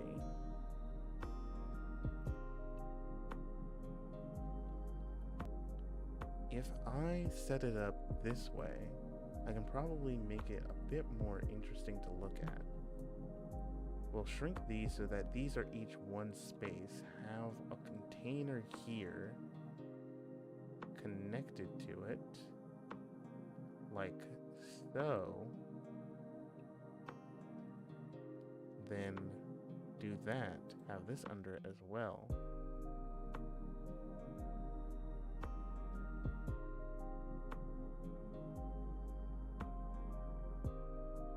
Then just move this.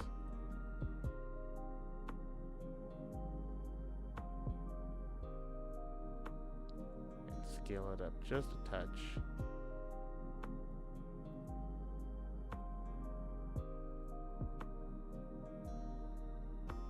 Perfect. Yeah, no, that looks pretty good. This looks good for our fuel cells. Well, no, not really. Okay, we'll just make this the weapons area, because that would be a bit more interesting. There does seem to be a good number of mechanical aspects in some of these packs, which would lead us down some fruitful paths. This way, and one this way. Perfect. Let's first cover the area in a bit of trash so that we can show that it's been a little bit lived in. Ah, bam, pocket trash.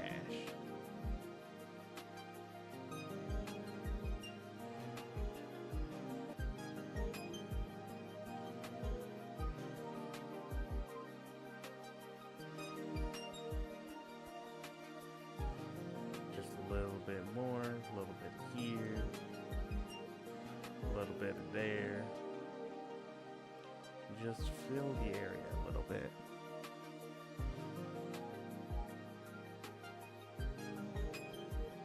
And actually, one second.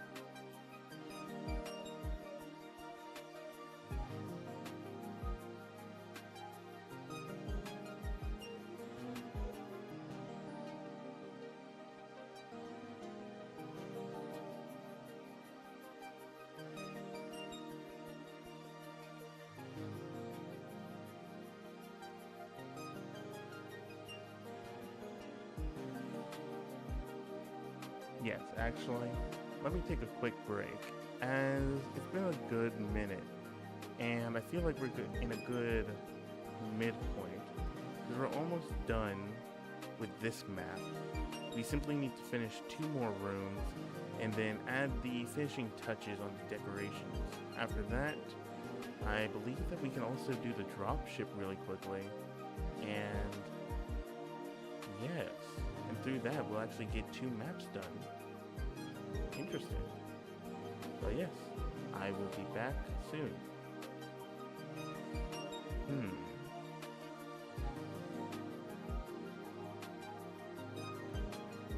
But yes, I do feel like this is a good midpoint.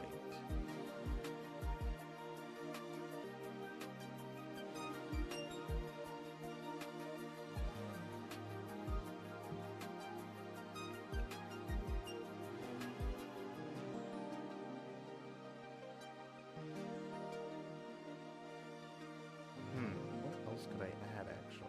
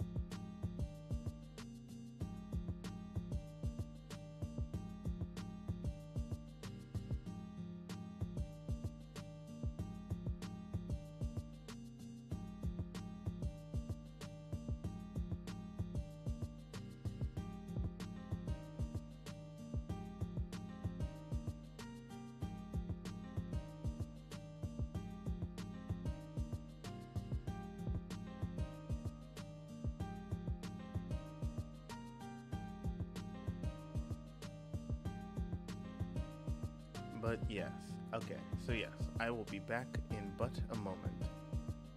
But until then, please enjoy some of the chill jams that are going on in this place.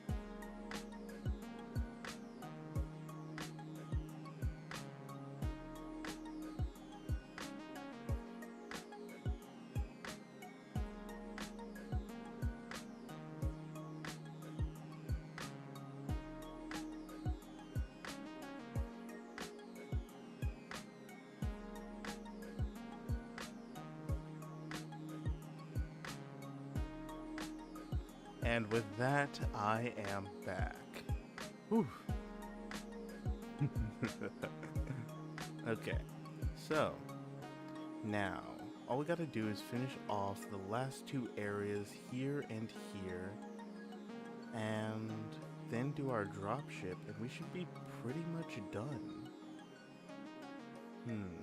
Okay, so let's fix up this area then. Add this here, this here. Now let's add ourselves a table.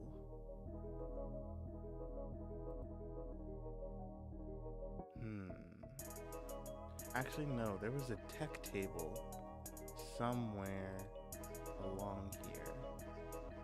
Actually, no, let me just go back to all of them. It was in this one.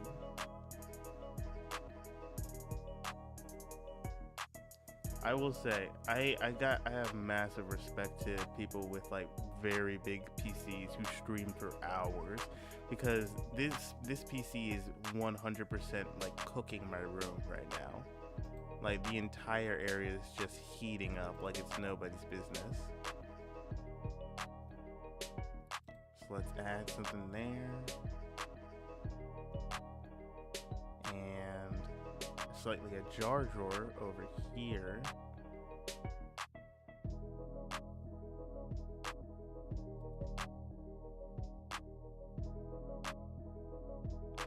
We need that repair table. It was a large desk.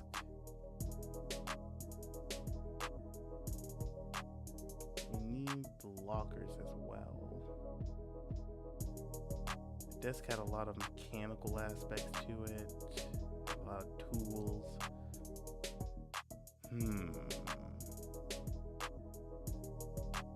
Actually, let me just search all and type in lockers. Here we go.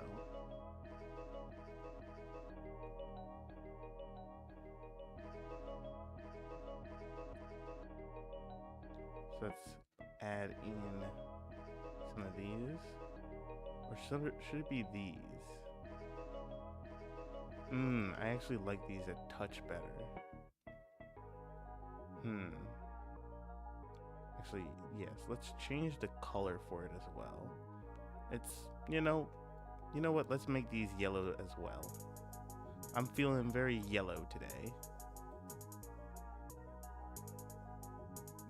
No. We need that bright yellow, that strong yellow. We need that strong, that long yellow. Oh, wait. Okay, wait, so this one isn't colorable? I guess not. Okay, so we'll just stick with the regular lockers then. Oh, wait, we got a row of lockers. Okay. There we go. We'll inset these into the wall a little bit. Well, actually, which is better? Those? Oh, no, these are colored. So here we go.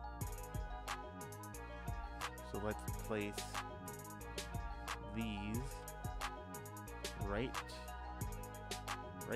here. Oh, yeah, that looks good. Then we can have a locker door. No. Yes, these would be the equipment lockers with a nice hearty repair locker right off to the side here.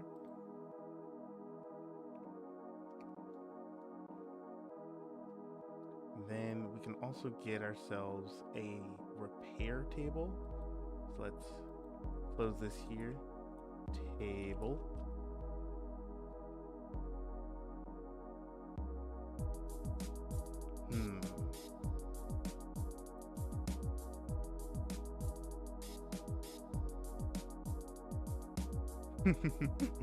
It's hilarious how plasma pistol comes up under tool.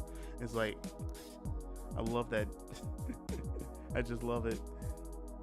It's like, oh wait, you were looking for the tool? Yeah, I got one for you. I got the toolie right here. I got all the tools you need right here. Let me reach into my backpack.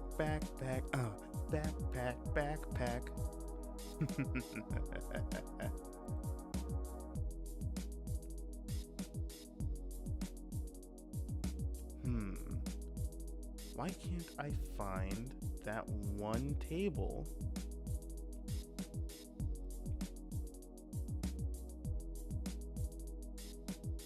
Where did it go?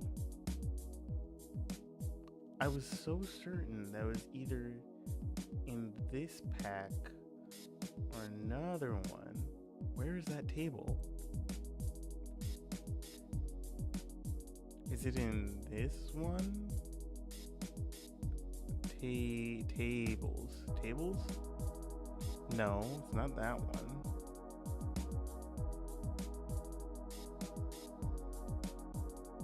Yeah, it's none of these. Tank, tech, no. It's not text. Window, weapon.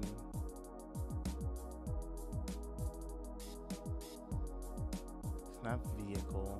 Not tree, not treasure. Is it trash? No.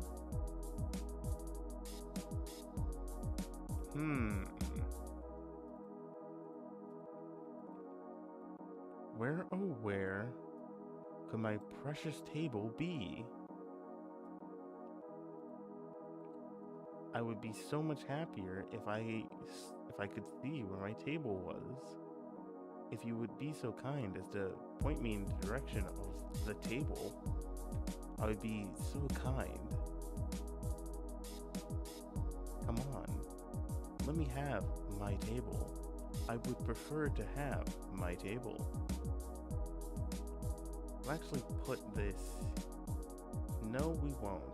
We will put this. Well, no, we won't, because we're using those as the cryopods. So that would be pretty strange. Wouldn't you agree?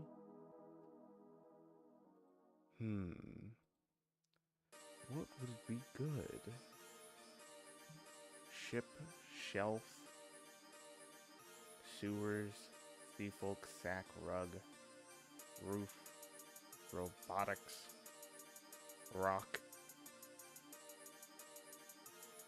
plant, pillow, pillar, obstacle.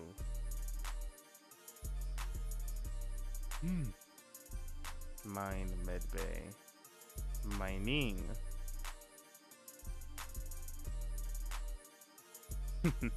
Mining, magique, lighters, lighting, ladder, les beaux, kitchen. Where is my table? Bring me to my table now. I demand to see my table. I demand to see the boy. Okay, floor, electronics, man, containers, cluster, bedding, bath, all. Come on. It was somewhere in here. I know it. Horse. Graffiti. Come on.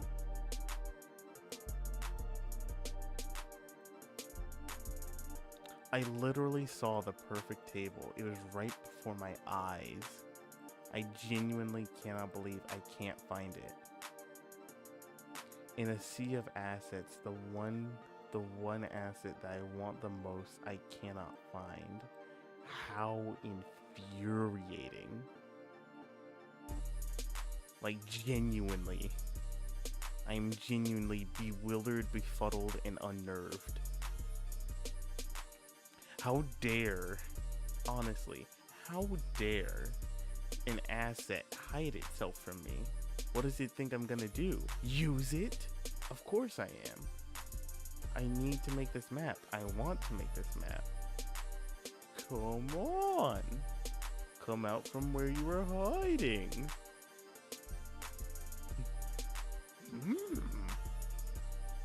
Homie. I can't do Marge Simpson. That's too out of my wheelhouse. My throat is too gravelly for it. I feel like I'm getting closer. I feel like with every passing second, I'm getting closer to peak table. Where is my table? Just bring it to me. That's all I ask. It's all I want in this wretched world. I just want my table. Where is it? Where is it? I need it. I need it. I need it. Where is my table? Where is my table, Jerry? Tell me, where is my table? Tell me, Jerry, where is my table? Do you feel in charge?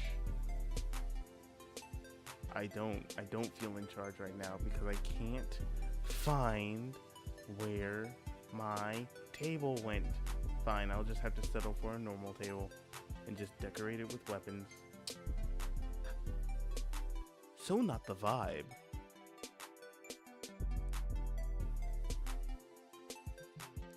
Okay, first scale this up and plant into the wall a little bit. I guess we will move this, rotate it, grab this, move this, rotate it, move this, rotate it, put this here,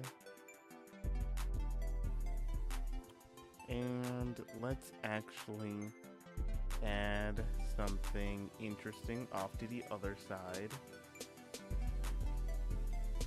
Let's put,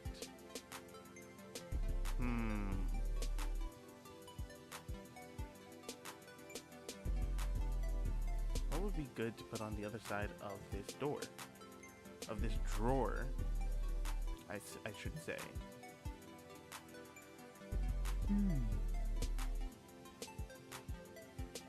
What would be a good idea? Let's us determine what would be a good idea to put on the other side of that table. Would it be perhaps a container of mysterious origin? A pile of containers of mysterious origin? A communication transmitter of mysterious origin? Or a canister? How about... what about a crate of mysterious origin surrounded by bullets? How do you feel about bullets? I'm pretty fine with them. How do you feel about a lot of bullets? And just like that, we've got our ammo cache. Bada bing, bada boom. We're getting our things through. We can add another table off to the side. We'll add a bench. A bench for you to put on your armor. Which way is this bench? Which way is the bottom part? I think this is the bottom part. There we go.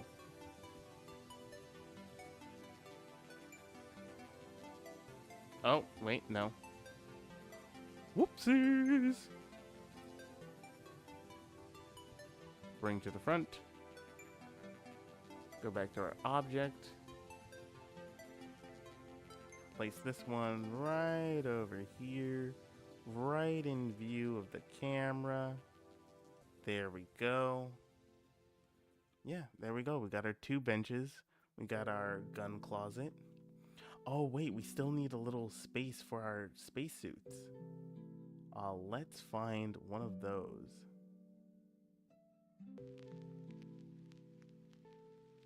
What would be a good area for a spacesuit? Oh, we can totally use these folding seats in the dropship. That would be so cool.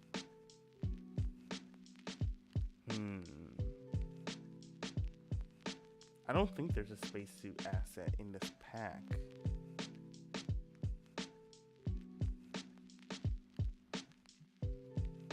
Actually, let me just supersize this. Put this here. And actually, if we look at the alien... Oh wait, did I even add that yet? Let me see.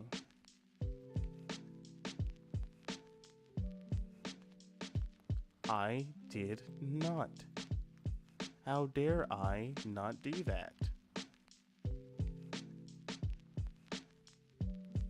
Okay, so actually let me add in some of those assets so I can then use them to make this totally awesome, totally radical new map here.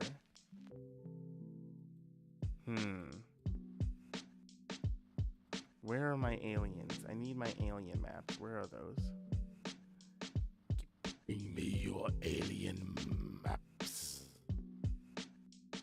I demand all of the alien maps. Maybe if I do this, then pop that there.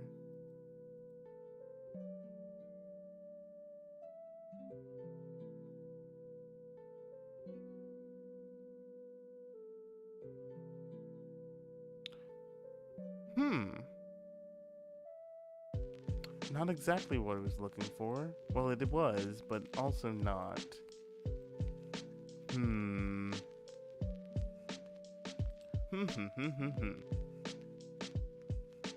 What can I put in there then?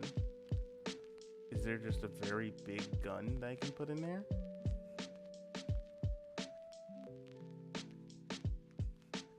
Maybe there's a big gun. A very big gun that I can just put right in there. You know what? I'll figure that out later. So yes, let's add in some more weapons. And sure, let's add in that as well. Accept that. Save. We're going to close this and reopen it again to load in some more assets because I want to add some weird little funky aliens to this mix as well. So let's reopen.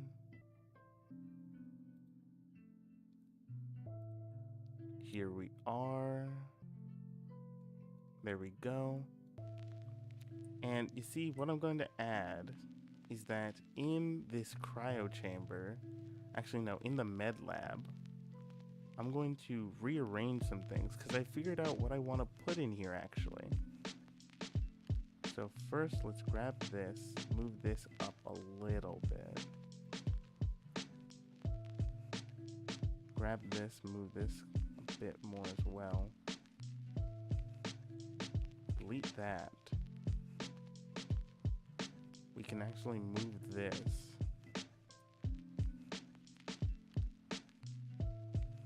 So that way this is here.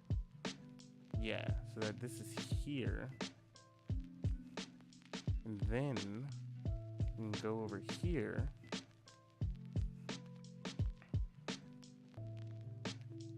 And with this container, yes. Maybe? Yes? No. Yes. No. Maybe? Ooh. Oh wait, is this the paths? I think this is paths. No, that's terrain. Path tool. Okay, here we go. Here we go. Now we're cooking with cadmium. Now we're cooking with gas. Okay, so we're gonna take this energy barrier. Ooh. Ooh. Okay, no, we're gonna stay focused. So we're gonna take this energy barrier, right? We're going to cordon off a fun little section right around here. No, we need to make that a little bit better.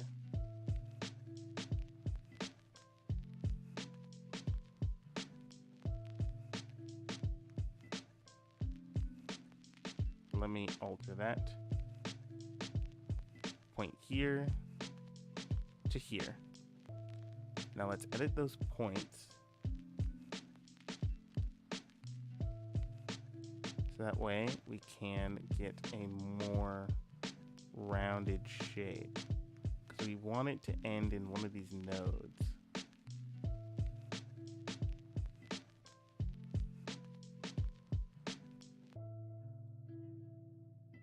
So we just do a little bit of modification here and there to successfully round it out a bit. Just a touch more. Just a bit more rounding. And now with that done, we can actually shrink this a little bit so it fits better. Perfect. And now we can add in our little alien friends by putting a little thing right here. No, by adding view friends. Add a little warning sign.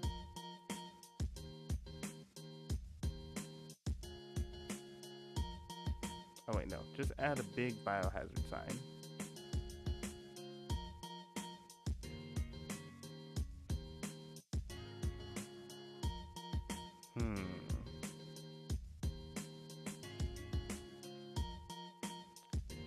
Or should I just... Yeah, no, I like the beam. I like the round beam better though. So let's get ourselves an alien.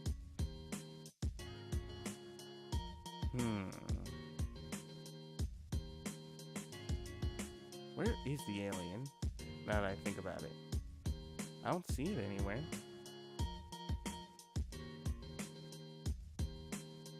Ah, here we go. Alien tokens.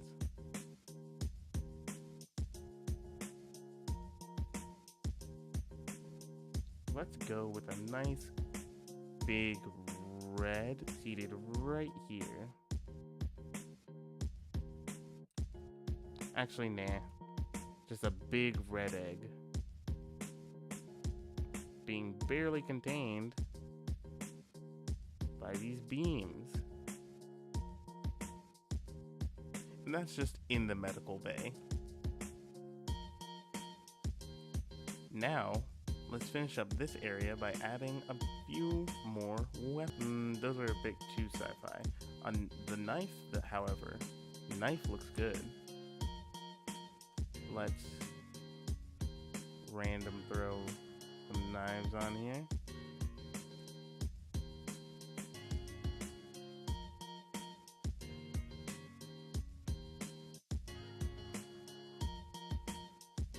There we go. We got a couple of knives on there. What else can we add? This looks pretty good.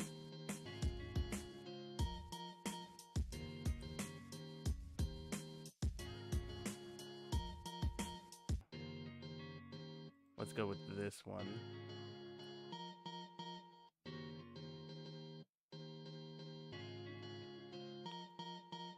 Here we go.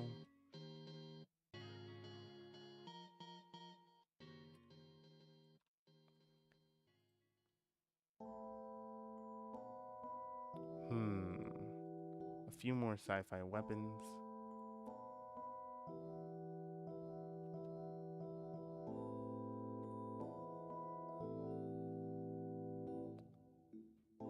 Fit that there.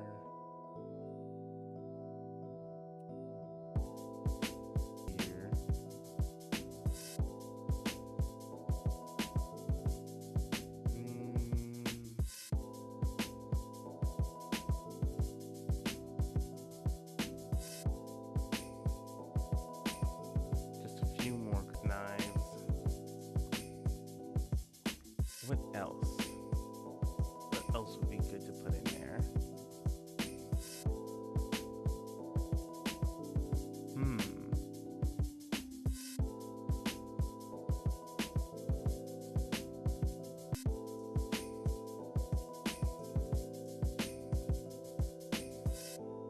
Hmm.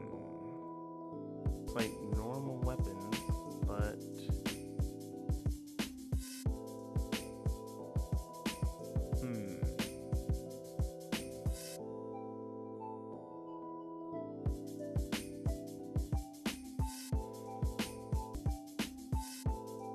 TRSTU weapon. We upon you.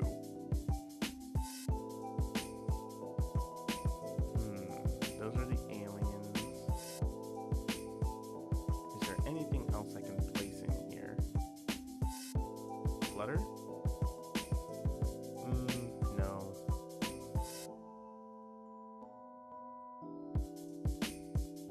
Gear? Nope, those are just literal gears.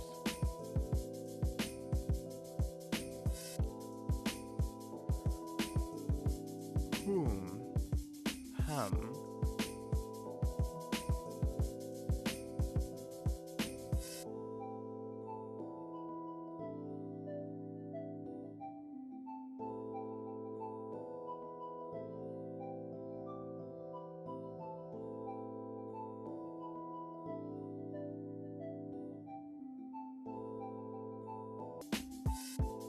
I feel like putting some sort of large bomb in there would be the best hainer here.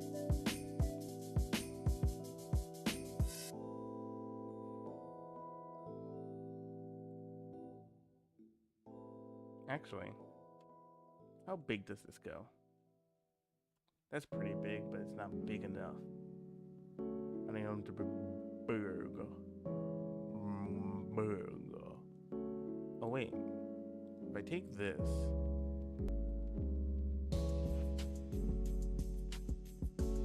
shrink it down just a little bit.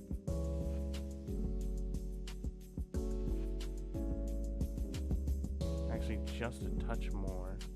So I can then fit this. No, not this. Could be this. No, not that one. I need just a big console. A big clunky console to interact with to then set off this thing. Console, my beloved. You know what? Sure, this will work.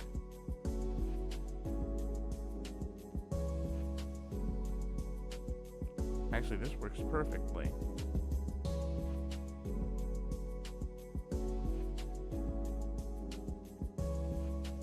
Boom. There we go. Now we also got pretty killer self-destruct bomb.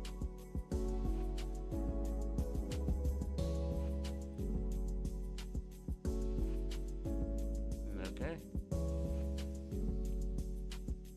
Let me just add a little bit more bullets to the ground because I feel like the room needs it. It needs a bit more bullets on the ground. Just to liven the place up.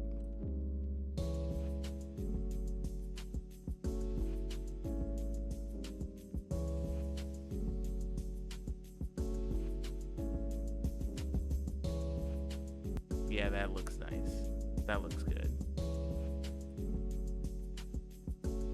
Perfect, actually. Okay, now for the easiest part, the dormitories. For these, we're gonna want something very bare bones, very minimalistic. Ironically, these people aren't gonna be able to get the most out of their quarters. This is a very company ship. It's very company owned, company formatted. So they know that a lot of random people are just going to be coming in and out, in and out. So let's get something good.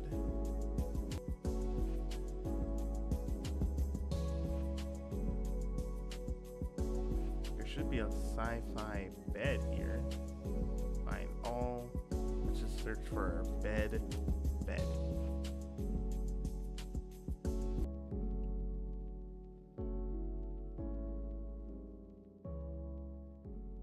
There was a bed, Wasn't there? I believe there was. I'm certain there was. Furniture? Was it under furniture?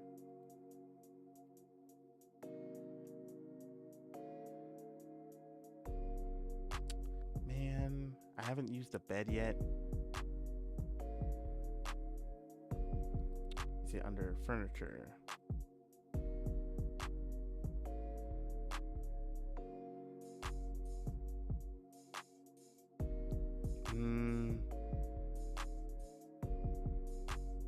Some benches.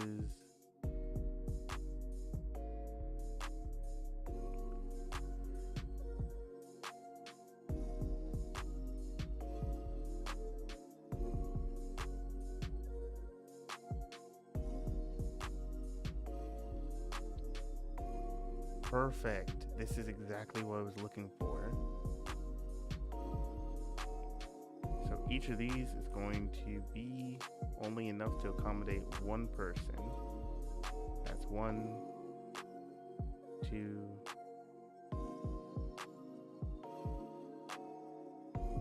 So we got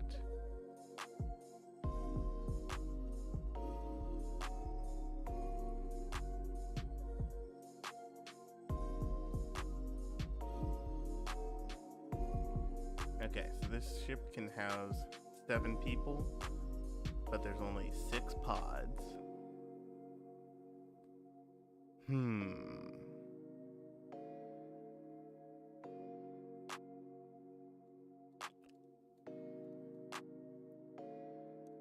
We will cross that bridge when we figure it out. Should I replace all these with a cot or just use a normal bed? I'm just gonna use a normal bed. I feel like that fits the theme a bit more. Then we're gonna use our customary ugly corporate yellow. Gonna supersize that a bit.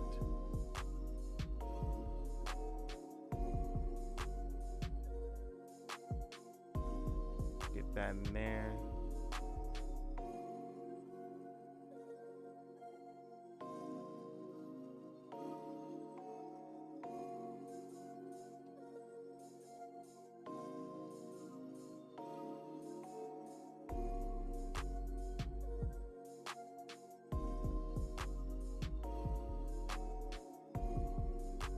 Put this right here. Put this here and put this one right here. Then we're also going to add some nice communal lamps. Well, actually, we can just add a nightstand in between each bed.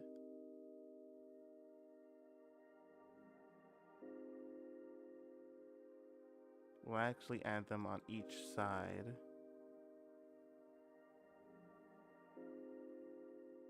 And for the ends, they get one at the foot of their bed. Nah, they just don't get one. These guys get one as well. And actually, let me change the orientation of this. There we go. That feels a bit better.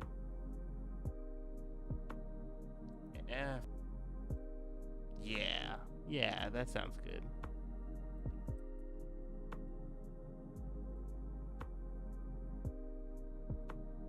There we go. Looks good. Looking good. And as a mean... Nah, no, not a rug. Let's add some graffiti. Let's just make this nice black. We'll hide this under.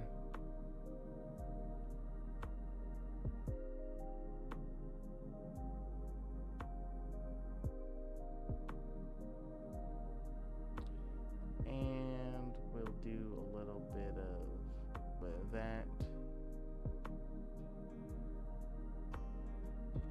maybe just a cool snake in the corner. With all of that, we can put two closets on either side. Colorable. Let's see, what would be the best? Actually, we need to change this color so I can see.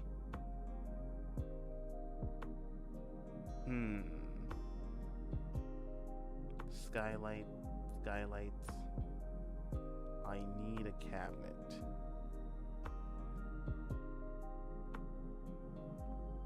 Actually, yeah. We can just have... Well, no. I want a cabinet because it's wider.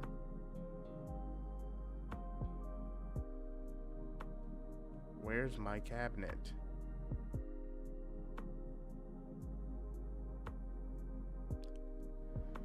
Where is my cabinet?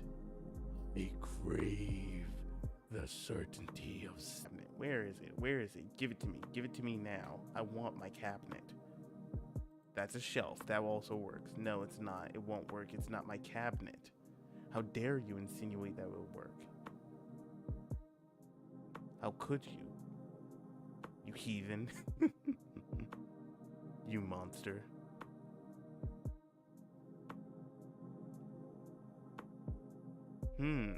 Where is my cabinet? My precious, precious cabinet. I got it from IKEA. I really must have it. My cabinet, my cabinet, my cabinet. I really, really need it because I really, really want it. I really, really need it and I really, really want it. My cabinet, cabinet. Open it up. What's in there? I have it. My cabinet, cabinet.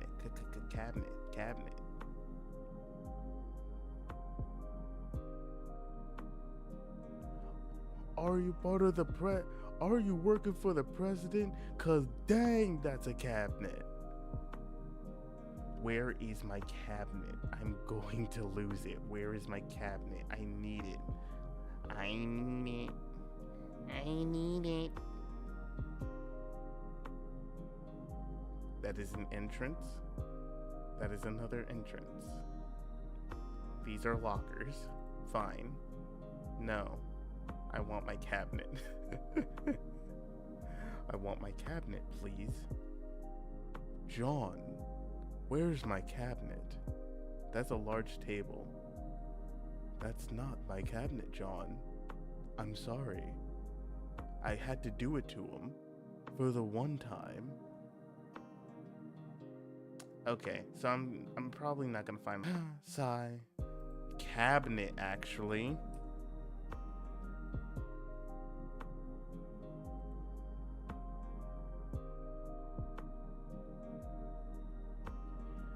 We put those there, we toss some clothes on the floor, and bing bang boom, we got ourselves a room.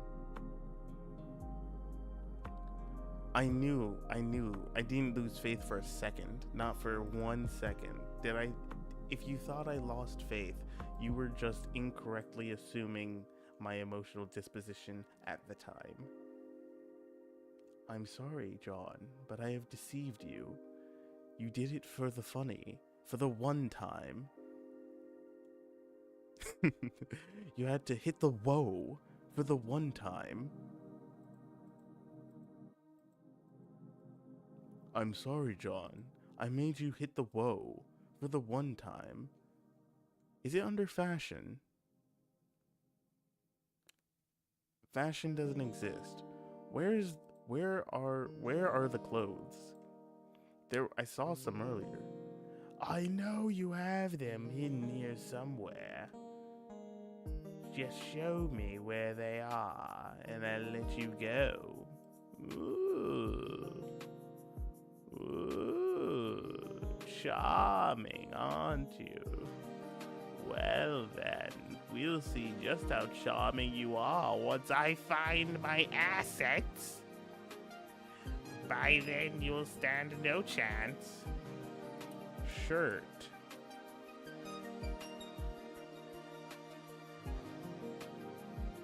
I found your weakness, haven't I? Oh, I found the tags for your items. And I found your clothes. What do you have to say to that, Spider-Man? I offered you friendship, and you spat in my face. I offered you. Now I sound like. Now I sound like the JFK from Clone High. I don't know what you're thinking, but I love it. Where are my... You know what? No, I don't need to add the clothes to this. This is fine. This is good. But yeah, with that, I believe we have our ship. Now, it may not seem fancy when you're looking at it and going through it, but it's kind of quaint. It very sets in that industrial, very minimalistic vibe, but it also has a sort of charm to it. Maybe there can be some more done in this area. Like, if I had a company logo, I could probably put it there, but I don't have that as an asset. Not yet, at least. For the terrain, however, we can actually change this to the void. So let's actually do that. Crank up the intensity. And just make this the void. Actually, let me just crank up the brush size as well.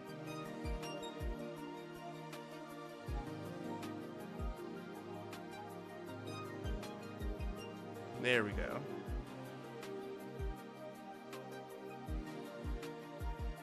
And should we do some asteroids? Nah, no asteroids. What else can we add? Yeah, no, there doesn't really seem to be anything else. Perfect. Okay. Then with that, we have our starship. We have our industrial class raider ship. Looks pretty nice. Looks pretty good. Now I know I probably lost you along the way through the tutorial because I was very disorganized and I was getting different assets together, and that is entirely on me. However, allow this to be a moment to illustrate to yourself how you can truly do anything with these. How the world of imagination is truly at your fingertips when you're working with maps and map making in turn. Overall, there's nothing to contain or constrain your creativity when making a map. Literally everything is up to you. I chose yellow as a strong motif because I liked how it looked against the clashing backgrounds, how monotone everything was. But I still added some secondary colors to further highlight the actual overall shape, not just shape of the ship, but also the condition of it as well, showing some age and wear and tear. Beyond that, there's very little that you can, beyond that, there's very little that's to be gleaned from just following my tutorials. Now, this one was very disorganized, I will say, but I believe that it was able to at least teach something fundamental about the base values of outlining something more industrial or spaceship-esque. But we aren't done yet, because we still have one more to make.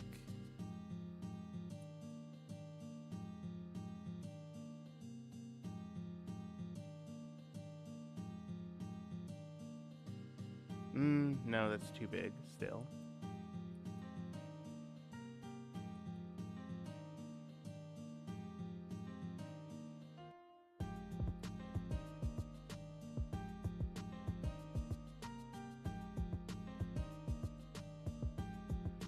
Still, should I just make it a 20 by 20?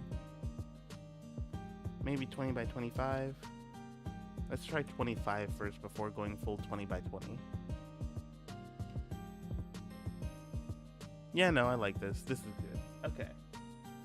So now, let's build out our dropship. So, just like with before, we're going to start out with some building tools.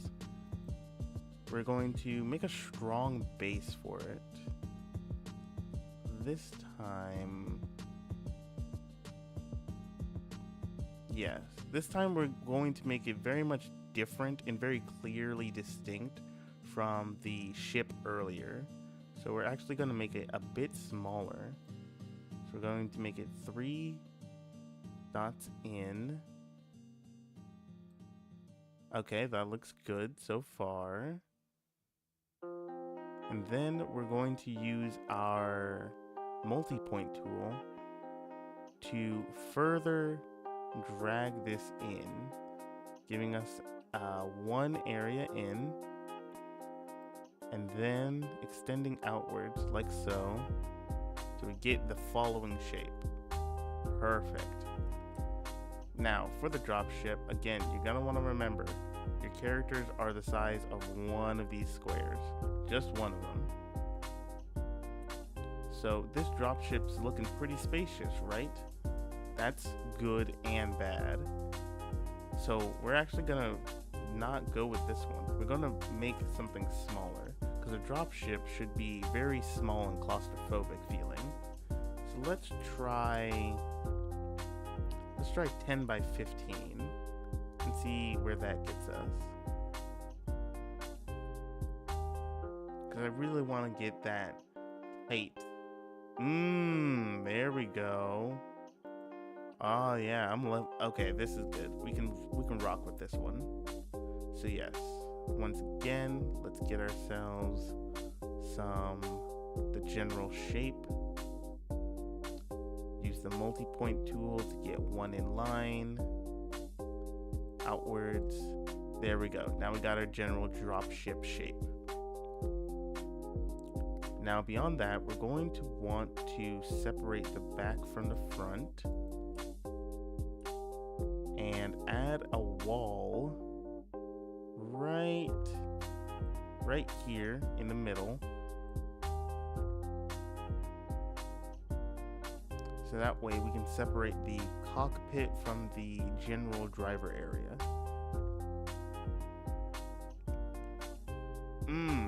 Oh man, never mind. I was right the first time. I forgot the entire point of the dropship. The dropship has... I'm looking at my guide right now, and the thing that I forgot about the dropship does in fact need to be bigger. So the 20 by 25 was actually correct. Silly me. I had it right the first time. But that's what this is all about. It's about making small mistakes and learning from them. So let's go back to our 20 by 25. We want to be 3 in. We want to be around 3 in, 2 up for our general shape. Let me double check. 3 in, 2 up. 3 in, 2 up. And right here. Yes, right here. I used the wrong walls. Let me regather my walls. And there we go. Then we use our multi-point to go from the corner, 1 in, cross, 1 out, and seal. Nope. We need to go 2 in. Sorry. My bad again. 2 in. Across. There we go. And now that we have our dropship, we're also going to use the multi-point tool to create our flooring. Now for this, similar to how the armored plating, the industrial plating of the ship was, we want something similar with the dropship as well, since this is housing itself another vehicle. So first we gotta fill in our vehicle like so. With that, we add a wall, so that way we can separate the cockpit from the normal rest of the ship. And in this area over here, we can actually fill this in with a series of vehicles. So we can either stick with the standard carrier, or we can add a series of other smaller vehicles as well. I'm going to go with multiple vehicles, as I feel like that would be a bit more interesting for the overall composition and allows players a greater amount of choice when in the game. So which would be good?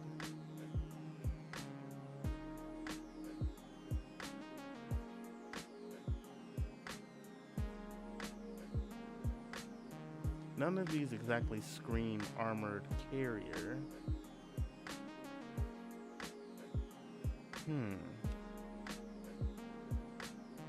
This one primarily screams Rick and Morty to me.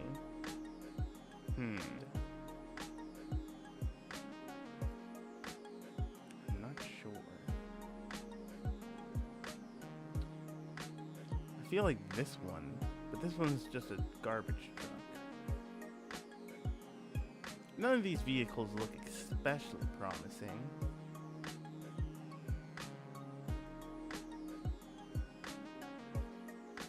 Well, we're gonna want something that can carry multiple people. All of these are two-seat speedsters.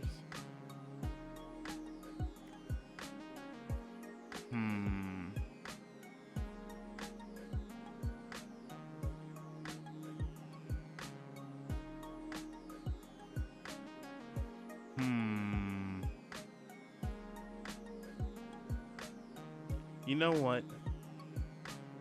It looks good to me.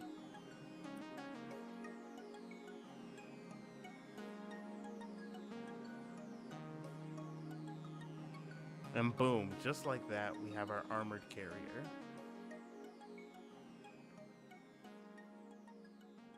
So, outside of the dropship, let's see what else the dropship actually has. So let me look through this real quick.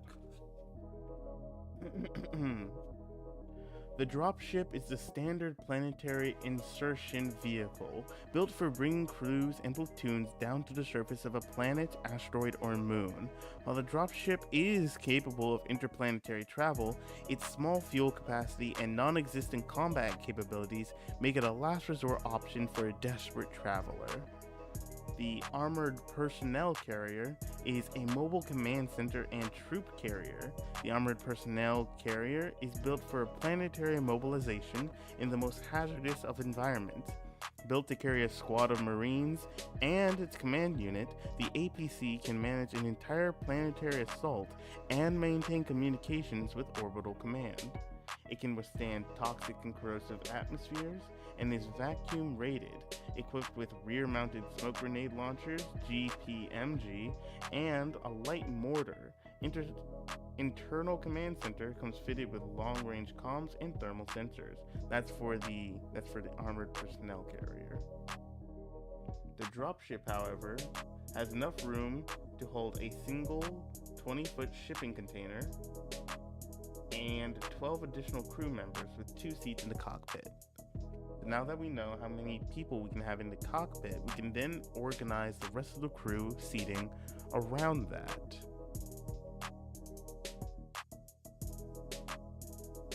So if we go up here and we go through our furniture once more, we remember those flip seats? I mentioned those, and I said that we're definitely using them for the dropship, which we are going to do so now. Seeing as these can be used for up to 12 people, it would be foolish not to simply add them in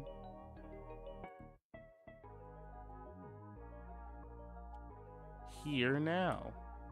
Let's shrink those down. 1, 2, a 3.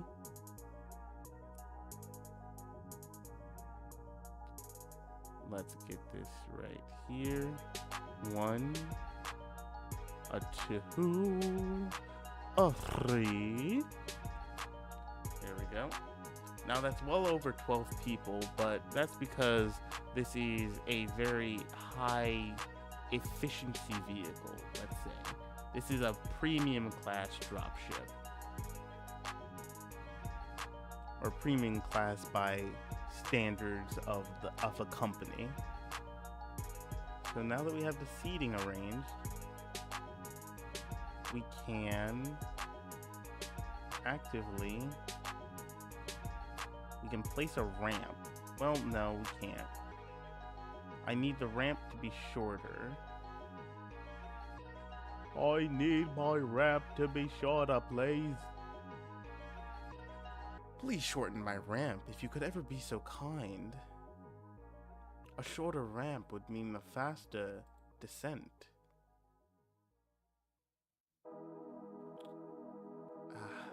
These would be perfect ramps if only they didn't directly end in a corner.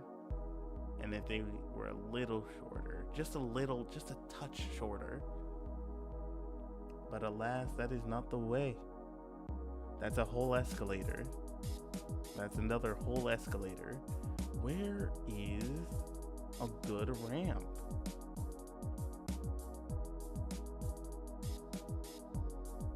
I'm just gonna slap some bolt guns onto this vehicle because they look cool, and the vehicle, the dropship, mentioned having some armaments on its armored personnel carrier. So let's add some armaments to our personnel carrier. We'll add this here and this right here. There we go. Look at him go. What a fancy lad. Ready to take on the world. What else? What else can we put? We still need a way to add clamps. Give him the clamps. Give him the clamps. Where's the clamps? I need the clamps. Oh, here we go. Giant robotic arm for the win. We'll shrink that down. Put this here. And here. And then we'll just flip that around. And place this here. Yes. Place this here. And here. And bada bing, bada boom. We got a secure move for our armored personnel carrier. And actually, we can then add some cabinets for weapons, for some additional weapon storage over here.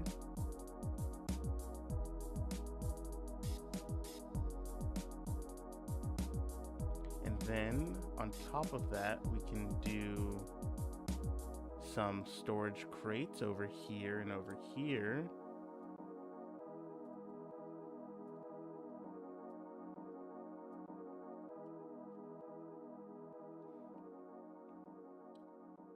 And on top of that, what would be a good thing to add finally?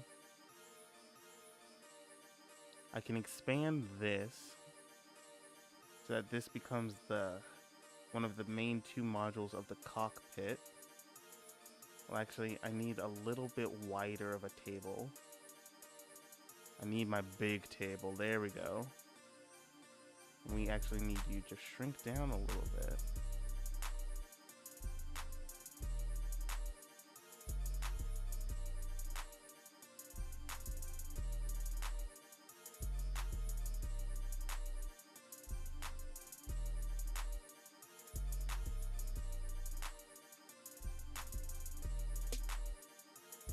It's literally just off by a few degrees. But there we go. No, I messed it up. Okay. Should just light increase. Light increase. There we go. Nope. I need to zoom out. We move right over here.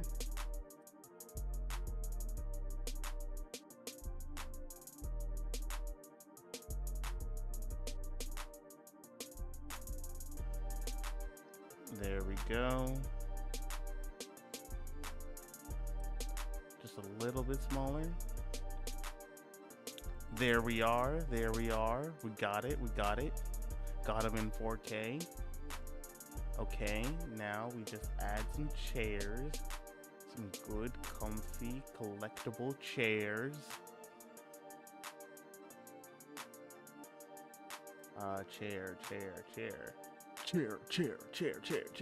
Chair. What would be a good chair? I'm very much intrigued. Where, oh where, would be my chair, mon cher?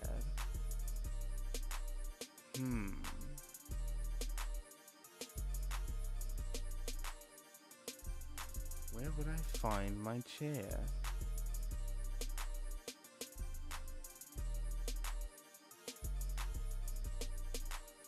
I think a good chair would actually be somewhere.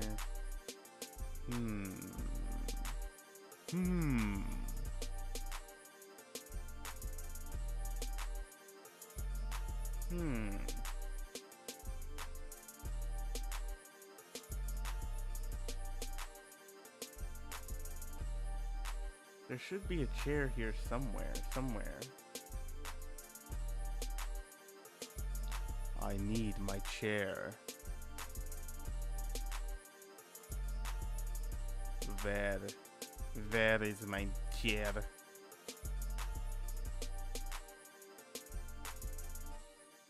Okay, we got this.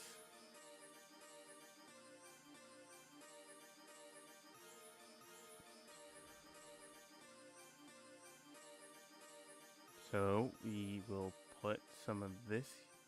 Put one of these here.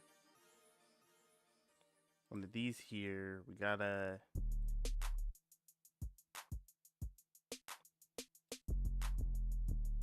We gotta expand. Yeah, no, we gotta expand the way that this looks.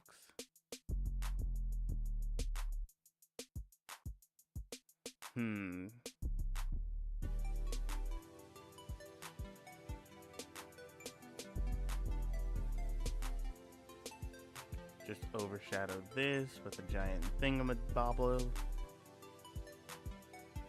We'll add something cool like this over it to give it a sense of something.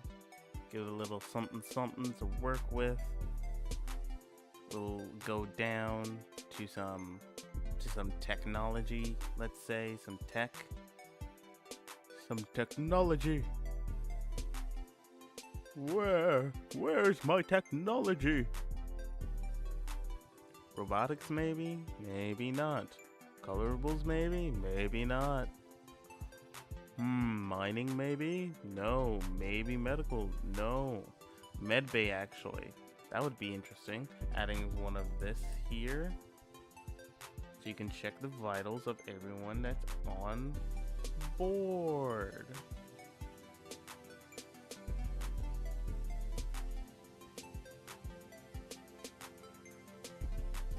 Slip this here, add a table right under there, bada bing, bada boom. All I would need is some chairs. Some gosh dang chairs.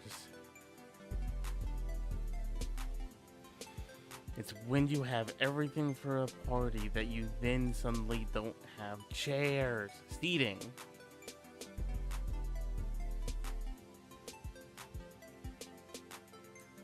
Perfect.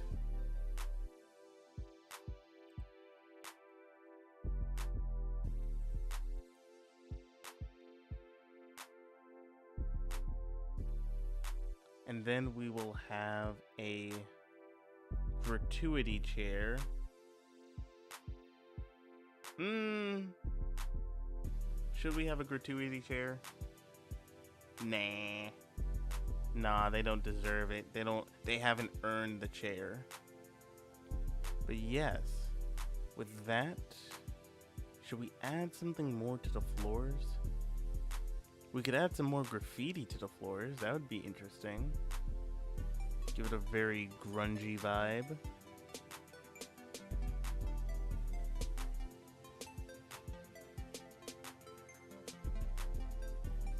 Just have it be done in like some red paint. Yeah, that looks good. And just scale it up so it's super big and very obvious.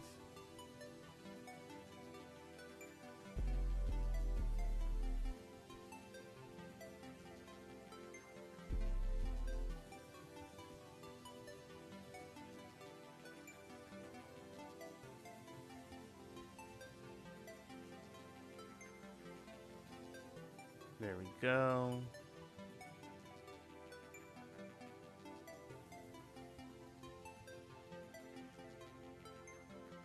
There we go for that. Okay, now all we gotta do is add some doors and we're good. Just gotta add ourselves a door and we're looking good and clean and tasty. We're looking on our way. So, what would be a good door? The bulkhead isn't that great, but...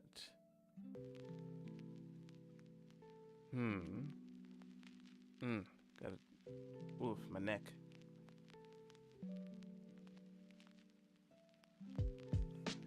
How about some metal double doors?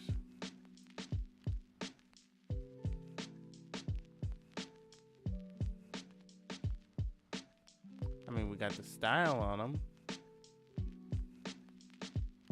The thing is, I really want to make this a little bit bigger.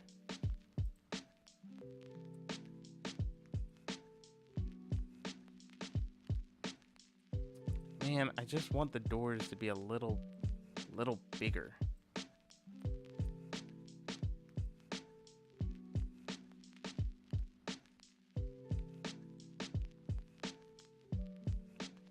Man, okay, fine. I'll just do two separate doors. Okay, you want to be a buzzkill? Fine.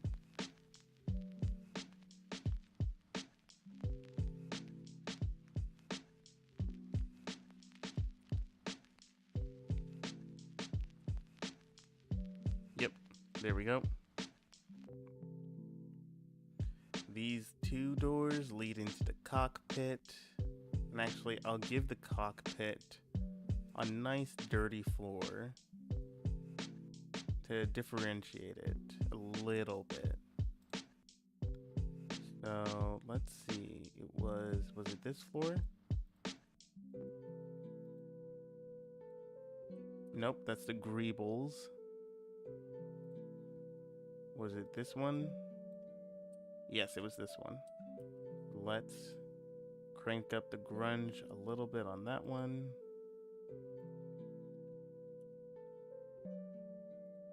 And then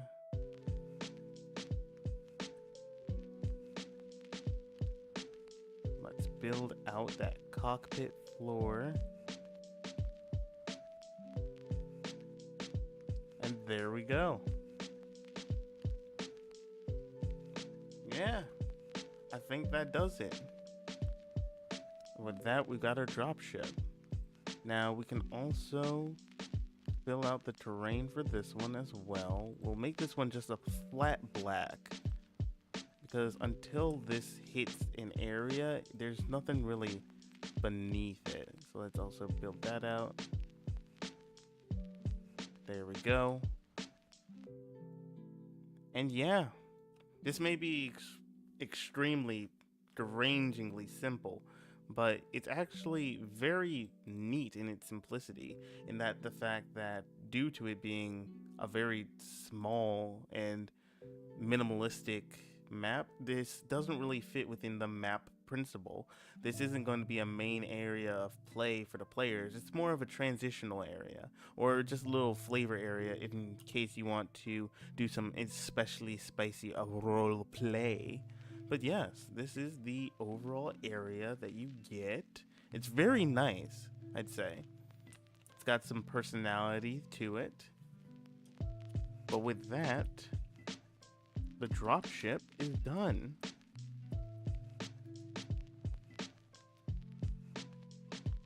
Okay. Perfect. Now, with that done, I think we'll be ending stream now. I feel like we hit a good spot. We were able to get a lot of work in, and we actually got 2 maps done. So that is significant progress, if I do say so myself. But with that being said, I believe that brings an end to our map making stream. I hope you had fun watching me do all of this map making. I hope it brought some enjoyment to your time, and that you hopefully learned something in this entire process, because I sure did. What I learned is I'm going to need to practice on I'm gonna need to practice on figuring out what assets I need ahead of time before I just go straight willy-nilly into making a map. I mean, that should be granted, but you see, the more you know, and we're learning together, so that's important in this entire situation. But until tomorrow, until next time, I will say, have a wonderful evening, good luck, and have fun, and bye-bye.